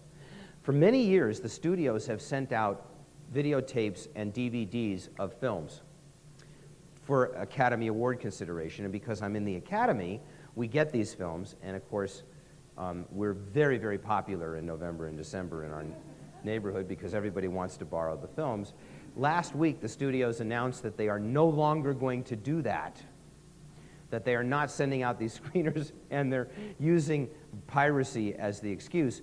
But what's so fascinating about it is that means that the classic division companies of all of these major studios are forbidden from doing it, and they have been winning all the Academy Awards recently because the studios this year, I don't think, have anything to send out. I don't think they've got anything to send to us. So the smaller films are going to, their idea is to kind of like smother the smaller films. Why has that happened? Because, as I said, they have broken their pact with us. So in October, November, December, all these movies come out. There are too many movies for you to see as adults because you're not used to going to the movies 3 times a month or 4 times a month. Some of them don't do the business that that I think they should. And then the studios say, see, there's no audience for them. So part of what we do, and part of what being on our email list is all about, and there's a sign-up sheet for it outside, or you can go to the website and sign up, is that when movies like this come out, I send out an email alert and say, let's go. You know, when Whale Rider came out, it was like, everybody in your community, go. When it's in Ashland, let's all go the first weekend. You know, when a movie like that comes out, go. See it a couple of times if you can. Bring your friends to it. Support the movie. When this comes on, what I want to do is I will go around these 5 films that I thought were the most memorable of last year. No, that's one film, Jordan. We need to get to the menu. I'm sorry? There we go. All right, let's hold it. Now, these are the 5 films that I thought last year, for me, represented various issues in this that I thought would really be worth talking about. And we won't have a chance to do all of them tonight. I don't think I'll do about Schmidt. But I do want to talk about a few others. And I think maybe what we can start with is Antoine Fisher. Now, let's not do it yet, though. Let's not do it yet. How many of you have not seen Antoine Fisher? Okay, this is a great part of this journey. Now, Antoine Fisher probably didn't even play in Medford. If it did, it played for a very brief period of time. Did it play there for a brief period of time? I don't think it played in Ashland. Did it play in Ashland? How come you didn't go? Yeah, but most of you didn't go. Now, I'll tell you why. Because these films don't get the kind of publicity that they should, and Antoine Fisher has a powerful message in it. And it has a powerful spiritual message. Antoine Fisher's a true story, and a lot of people didn't go because they heard it was about child abuse, and they didn't want to see the child abuse. That's a powerful, powerful issue to have to confront. And what I found is fascinating is that most people on a spiritual journey, or a lot of people on a spiritual journey, chose very difficult lifetimes and very difficult childhoods to deal with in this lifetime. This is a true story about a young boy who was seriously and badly abused in every single way that could possibly happen to a young person. His mother had him when she was in jail. His father had been shot and killed before. He had a terrible, horrible, abuse-filled childhood where he easily could have wound up trying to rob a 7-Eleven and then wind up being shot dead at the age of 17, and that would have been the end of his life. There's a powerful message, however, in Antoine Fisher, which is at some point in our lives, regardless of how difficult our childhoods must have been or might have been, the time comes when you either use that as a crutch, an excuse for the rest of your life, or you use it as a motivation to move on. A spiritual teacher of mine once said, you know what? The 90s were the end of practice, Stephen. The human potential movement's been around for about 40 years. Most of you have already processed your inner child, have done all the work that you need to do. You're not going to find out anything more about your childhood. Let it go. Let it go. Because at some point or another, you got to move on, right? And I went through this with my oldest daughter, you know, who had a very difficult time. Her mother had this breakdown. Her birth father, she's an adopted daughter, her birth father had been an alcoholic, gotten in a car accident, became a paraplegic, and died of cirrhosis at the age of 39. She had a rough time, and she got in a lot of trouble. And at one point, when she was about 23, it was like, listen, honey, you can use this as an excuse for the rest of your life, it's fine. And you can be a victim, and you can be a martyr, and it's just fine. Or you can use it as a motivation to move on, which she ultimately has done, and now is on the dean's list in college.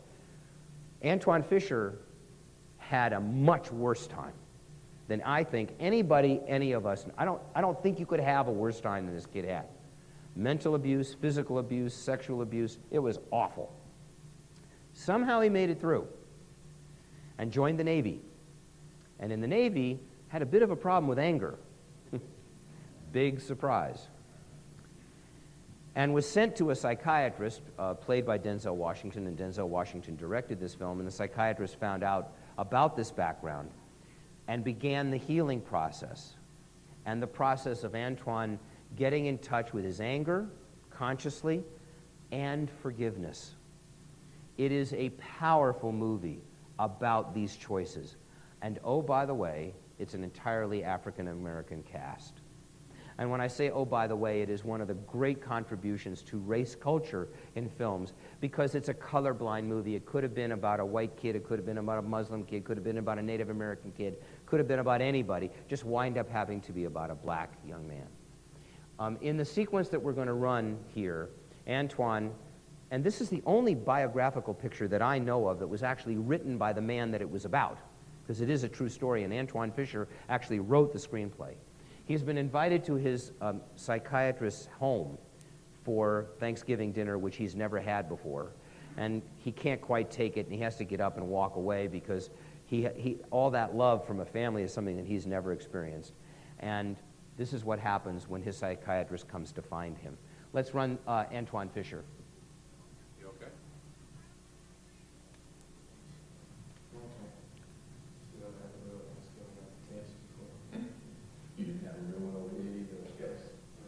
Boy, lost and all alone. Who will cry for the little boy, abandoned without his own? Who will cry for the little boy? He'd cried himself to sleep. Who will cry for the little boy who he never had for keeps? Who will cry for the little boy who walked the burning sand? Who will cry for the little boy, the boy inside the man?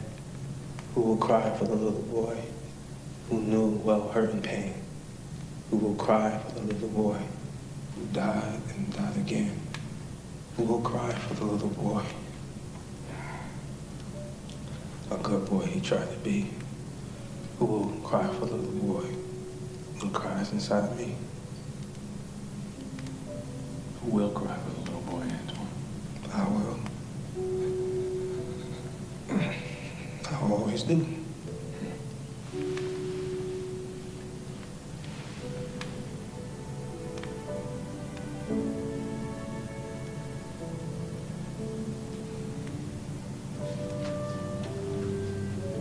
It's beautiful, Antoine.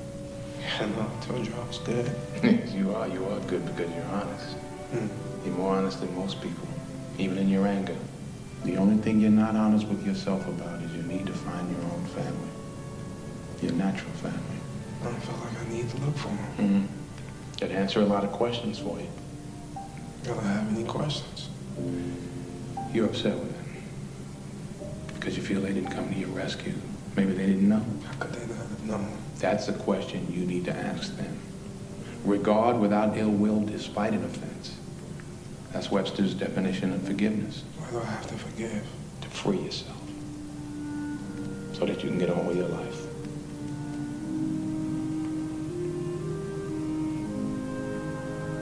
Well, I gotta go look for my family. I got you, Doc.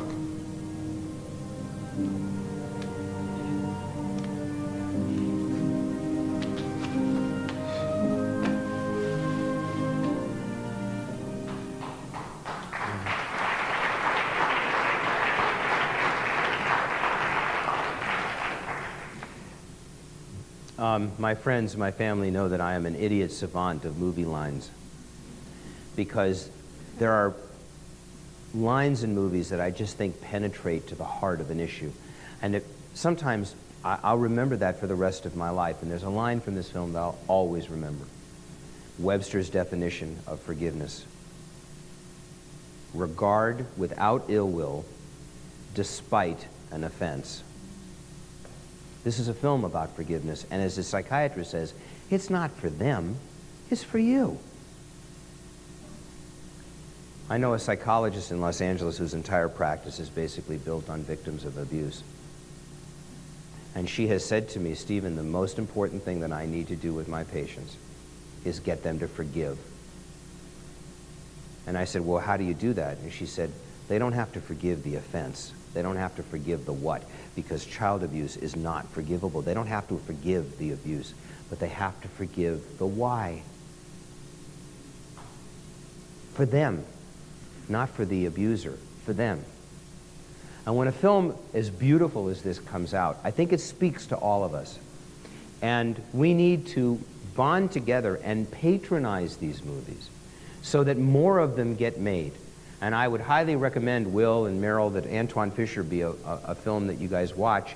Seeing that so many people haven't seen it, I think it would be a great film for a spiritual cinema night here in Ashland. I think right now what I want to talk about is, let's see, I think we'll do Bowling for Columbine next. Now, how many of you did not see Bowling for Columbine?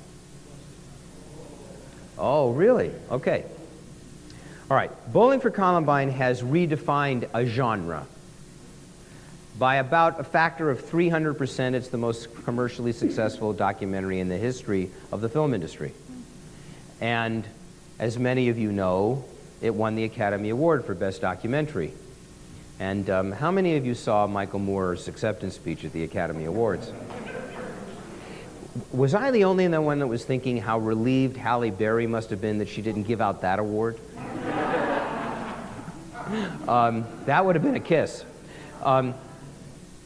Now, a lot of how people respond to Bowling for Columbine depends on your politics.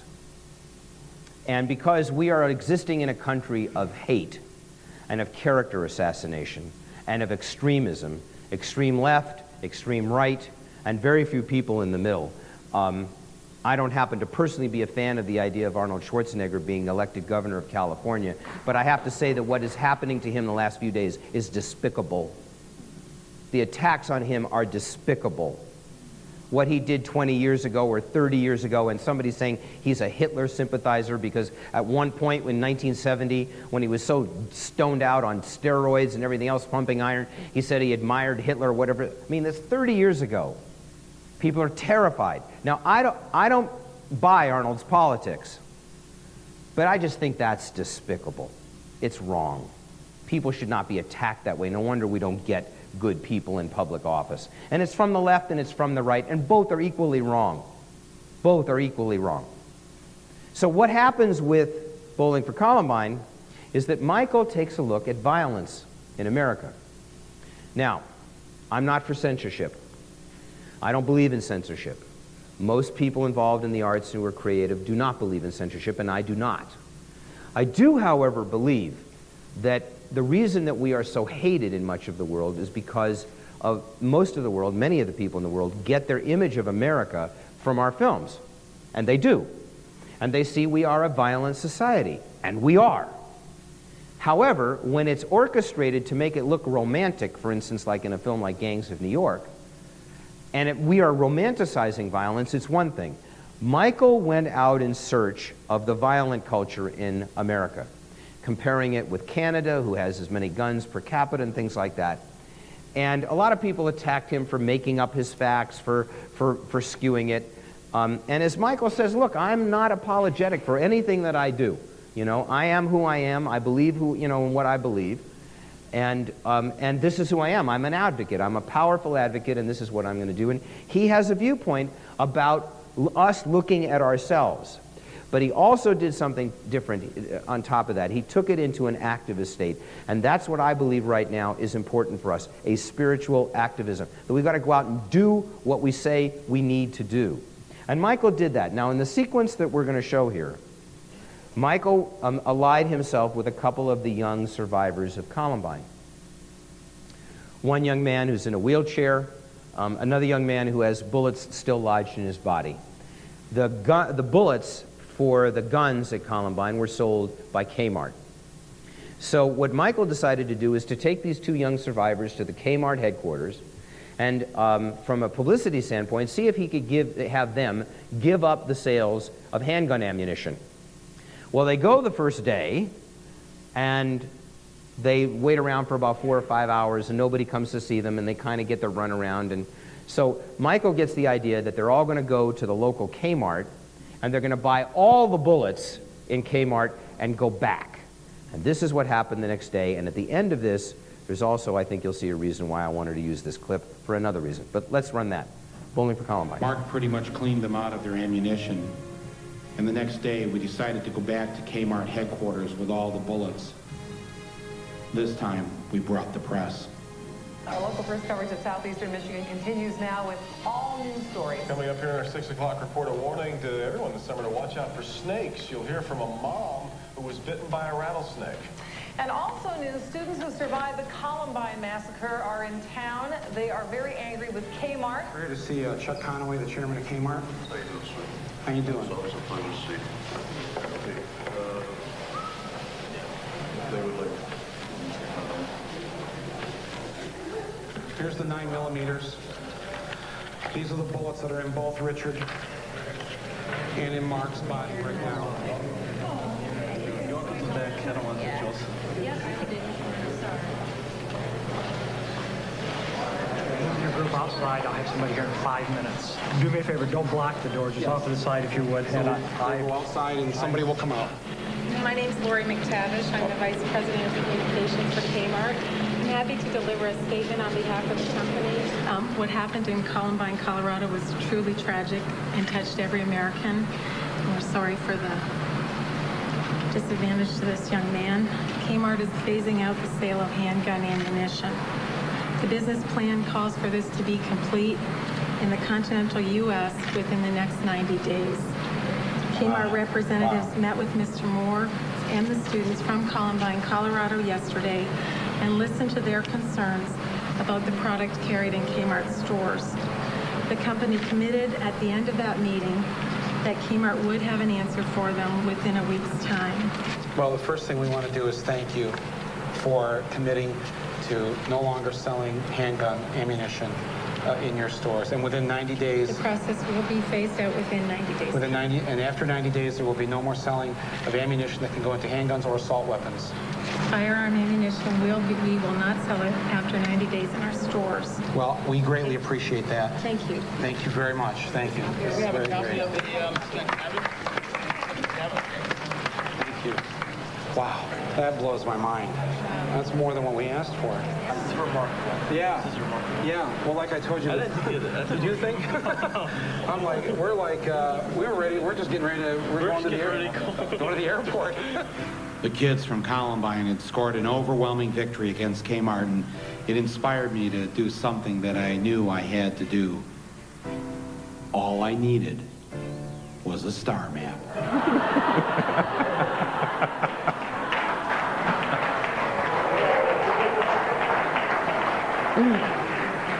I just couldn't resist that. What he was going to do is go confront Charlton Heston, who was at that point the head of the NRA. And he did do that in a very riveting sequence. Now, this is advocacy filmmaking, and very controversial filmmaking. And if you agree with his politics, you love it. I happen to agree with his politics, so I enjoyed this. But it is a call to action, and it also really had people looking at violence in America in a different way than they had looked at it before. And for that, I think, is a powerful reason for more of these films getting made. The next film I want to talk about is Far From Heaven, and there should be kind of a 1A in between The Hours and Far From Heaven, because when things come in threes, I think they have enormous power. And 3 films came out at the end of 2002 that all had the same basic subtext, and that was the ascension of feminine energy, the ascension of female energy. Far From Heaven, The Hours, and what's not up here is a wonderful film called Frida, which is about Frida Kahlo, the wonderful artist. When 3 films come out that have that as a subtext, again, you know something's going on in the culture. A few years ago, we had several films come out at the same time about the nature of reality.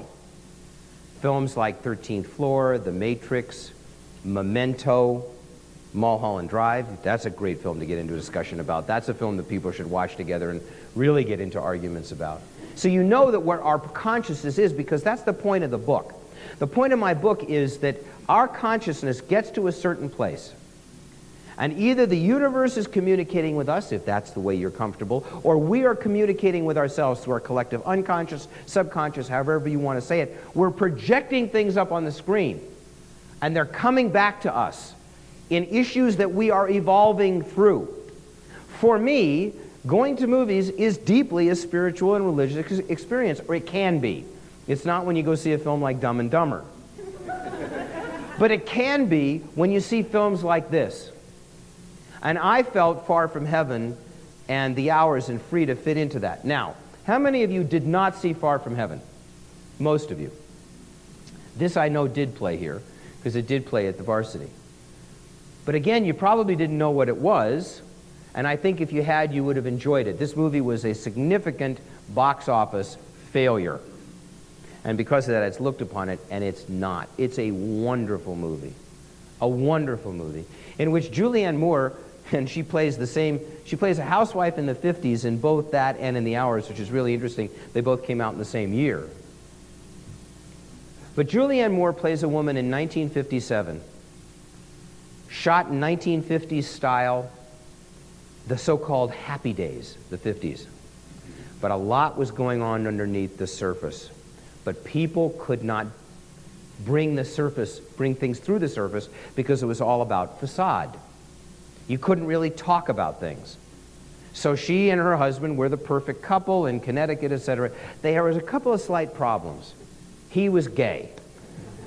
No, I'm sorry. He was homosexual, because gay did not exist.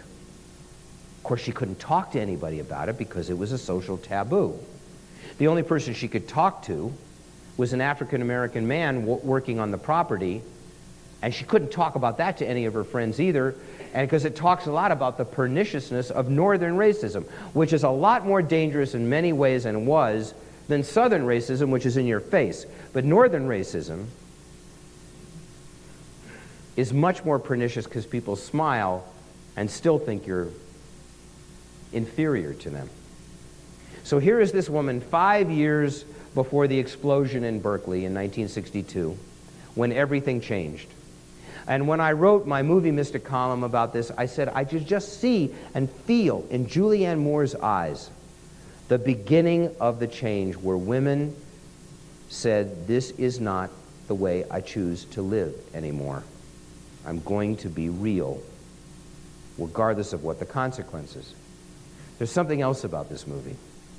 We are really good at being tough on ourselves, but we're really not good about giving ourselves credit. When she finds out her husband is gay, they go see a psychiatrist together so that he can be treated out of his illness. Truthfully. And the psychiatrist says to him, well, you know, we do have ways in dealing with this. You can, but it's going to take a lot of determination on your part, because it is a sickness and it can be healed. Of course, the best way to do that is shock treatment. Dead serious. That happened in the 50s.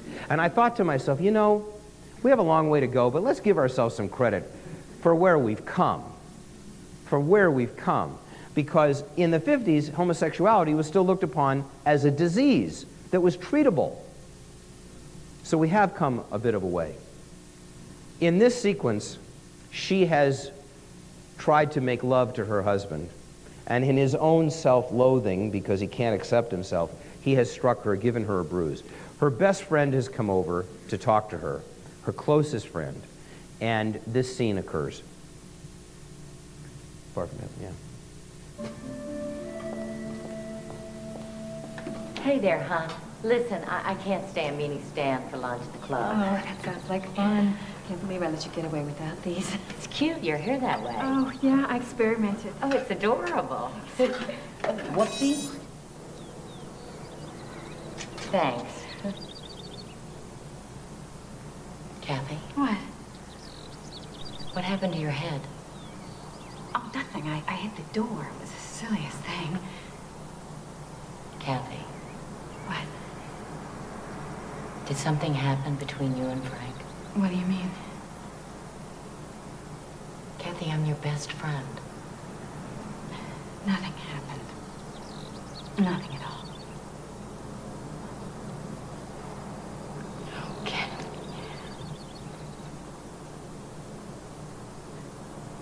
Honor.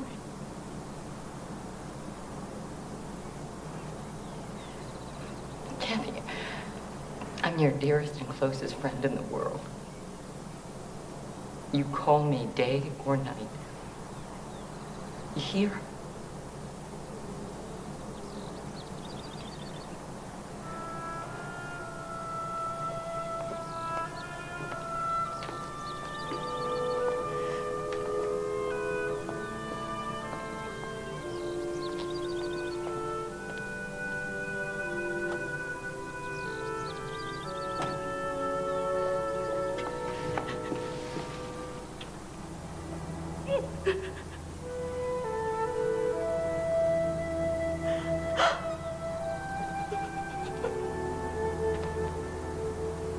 Whitaker?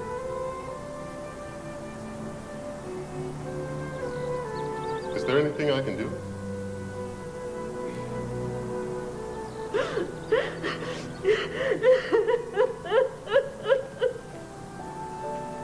You sure? I'm fine. It's a difficult time with my husband. Oh, it happens with married people. I know it does. Just embarrassing. Please forgive me. Forgive you?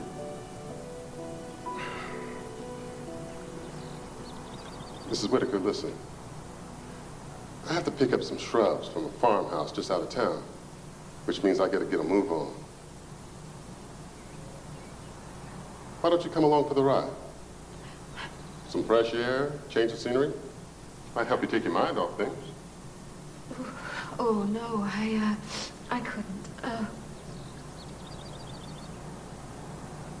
Thank you, Raymond, for offering. You're very kind. You sure? Mrs. Whitaker? Yes, Sybil? It's Mrs. Barker on the phone. I'll be right there. Oh. I have to get back. Okay.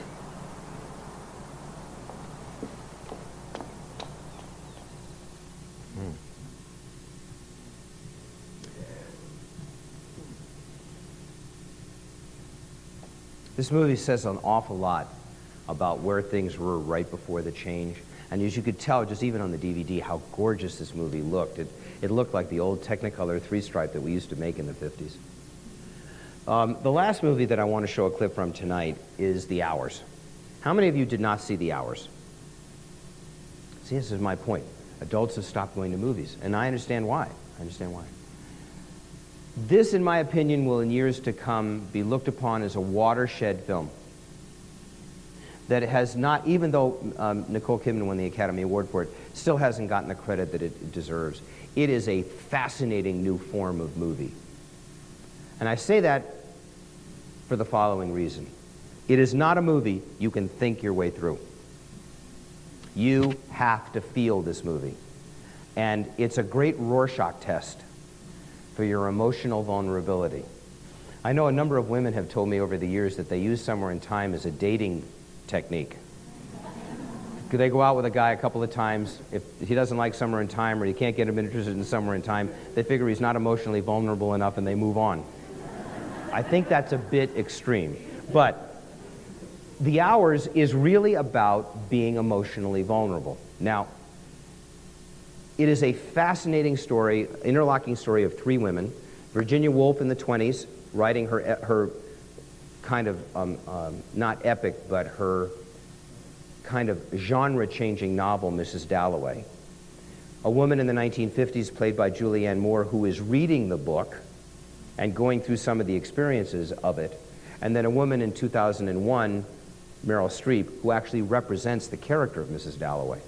And these stories are intercut in an extremely sophisticated way. This is adult, sophisticated entertainment in a major, major way. The film did okay, didn't do great. Most people really didn't know what to make of it except for the people who went and I think really loved it. I think the best soundtrack since The Piano, if not maybe the best soundtrack of the last 20 years, that I listen to every single day, and I mean every single day I listen to the soundtrack. And it also has something very eerie in it. Those of you who did see The Hours, I don't know how you felt about it when you looked at Nicole Kidman, but I didn't see Nicole Kidman in this role. And I looked for her, and I could not find her. She disappeared, and that is the sign of an extraordinary performance. I actually felt she was channeling Virginia Woolf, frankly. I mean, to have a woman as physically beautiful as Nicole Kidman take away all of that weaponry, which is what actresses use, and to disappear into this character the way she did, I'm so glad she won the Academy Award. She so much deserved it. And the sequence that I want to show tonight is, for me, one of the best dramatic sequences I've ever seen in a film. And it is also, for me, something that I use with film students. that is illustrative of trusting your performers and trusting your story and trusting the character and trusting the dialogue, and more than that, trusting the audience. This is a 7-minute long scene in which Virginia, who has tried to commit suicide twice before, has run away to a train station because her husband, Leonard, has had her move to the country, hopefully to have less pressure on her. She is going completely mad from it and desperately needs to be released from it. And they have this sequence. It's 7 minutes long. I haven't brought the whole thing because it's too long to show in a setting like this. I brought the second half that's 3.5 minutes long. Watch a couple of things. One, see if you can find Nicole Kidman, because I can't. Two, there's a moment in which this man who loves this woman so desperately recognizes in his own heart what he needs to do for her. And he closes his eyes, and you'll see this moment. And most studios, most filmmakers would just not hang the way this director does on this performance. And you can just feel the love that he has for this woman. And also, again, pay particular attention to the last line that she says to him as they walk away. So let's play from the Hours. If I were thinking clearly, Leonard, I would tell you that I wrestle alone in the dark, in the deep dark, and that only I can know, only I can understand my own condition. You live with the threat, you tell me, you live with the threat of my extinction. Leonard, I live with it too. This is my right. It is the right of every human being. I choose not the suffocating anesthetic of the suburbs, but the violent jolt of the capital. That is my choice. The meanest patient, yes, even the very lowest, is allowed some say in the matter of her own prescription. Thereby she defines her humanity.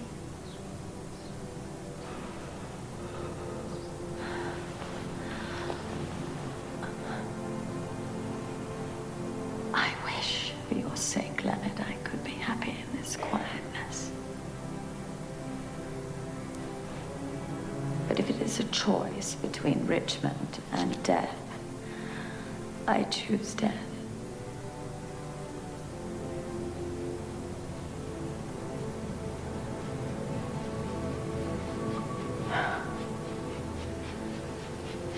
Very well, London then.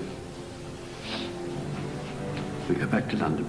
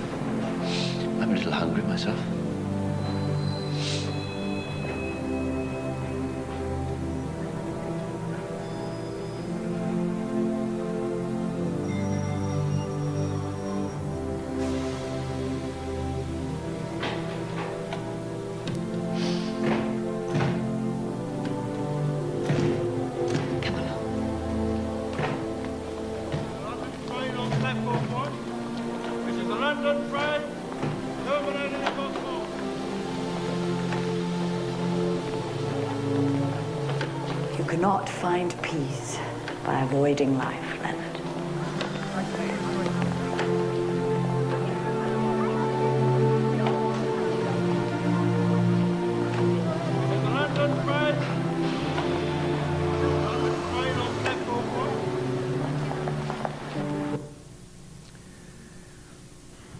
It's, again, one of those wonderful lines.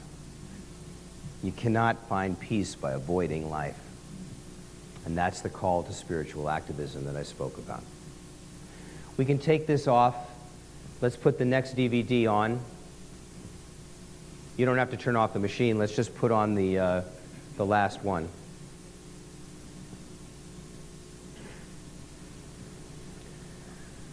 What we're going to end the evening with tonight is something that, that I feel motivates all of this. No, not quite yet. Just put it on pause. That's great. The name of the book is The Force is With You. I thought that was the most elegant 4 words that I've ever seen for putting all of this into context from a film. And when you really get down to it, depending on how, it doesn't matter how other people think of it. The force is love. That's what the force is, and that's what this is all about. There's an old saying that no one at the end of life on their deathbed looks back and says, I wish I had spent more time at the office. Our lives are determined by the quality of love in them, who we loved, and who loved us.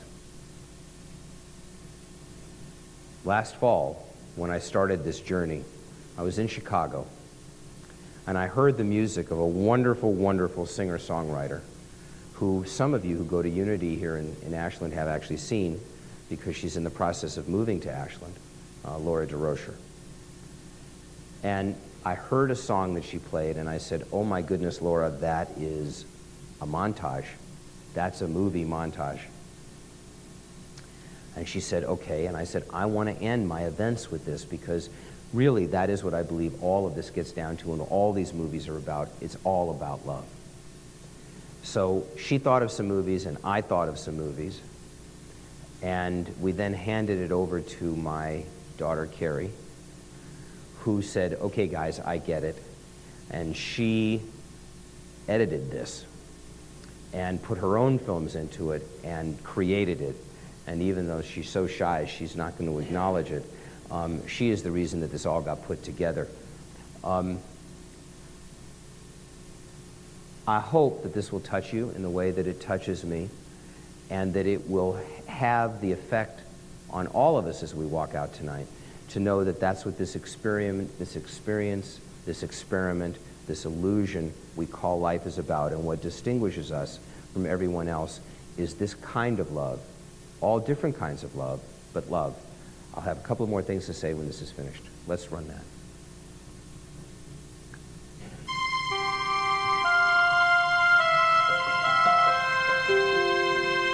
Oh, Elise, have you felt alone in darkness? Or have you known I've been with you all the time? What have you dreamed, sleeping in your tower alone?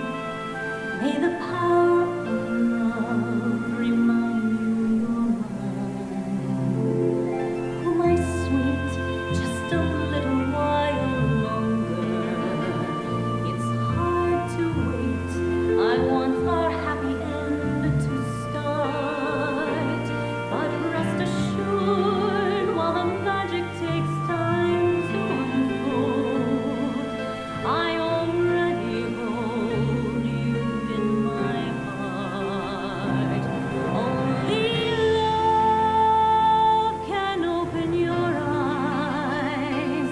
Only love can bring you to me, cause you to wake, inspire you to make the life of your dreams. What do I wish for you? Only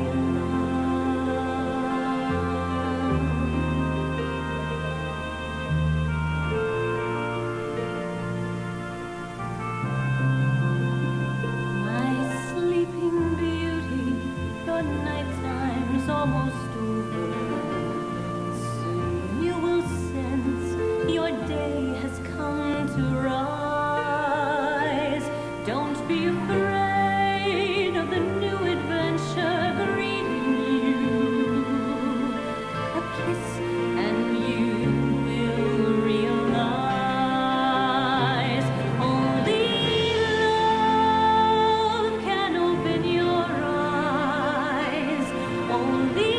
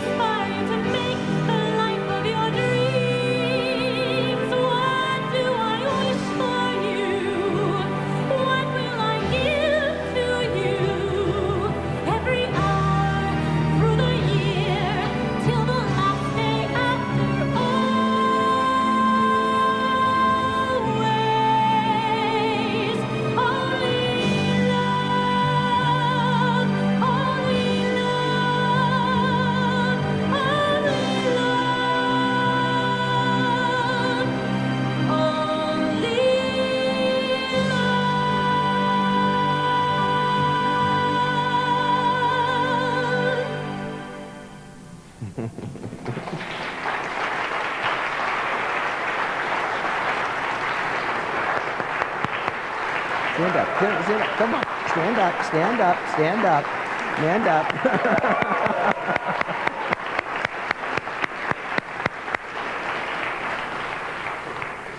I have very creative children, young women.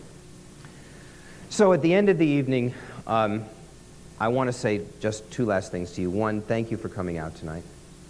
Thank you for being a part of this community. I hope that you will join in this and tell your friends around the rest of the country to join us on this journey so that we can bring more of these films into people's homes and into theaters and into our lives as we begin this evolution to go past 2012, where the world will end, but not in some conflagration, but in an evolution of consciousness.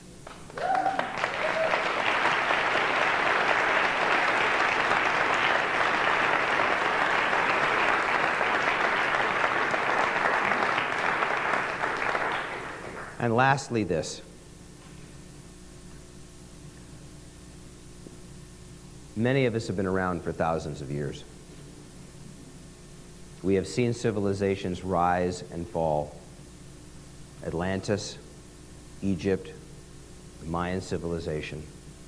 And it is my strong feeling that we have chosen to be born in this time and this place, to come back together again with all of those memories, with one commitment in mind.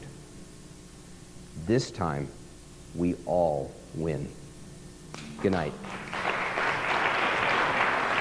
Thank you.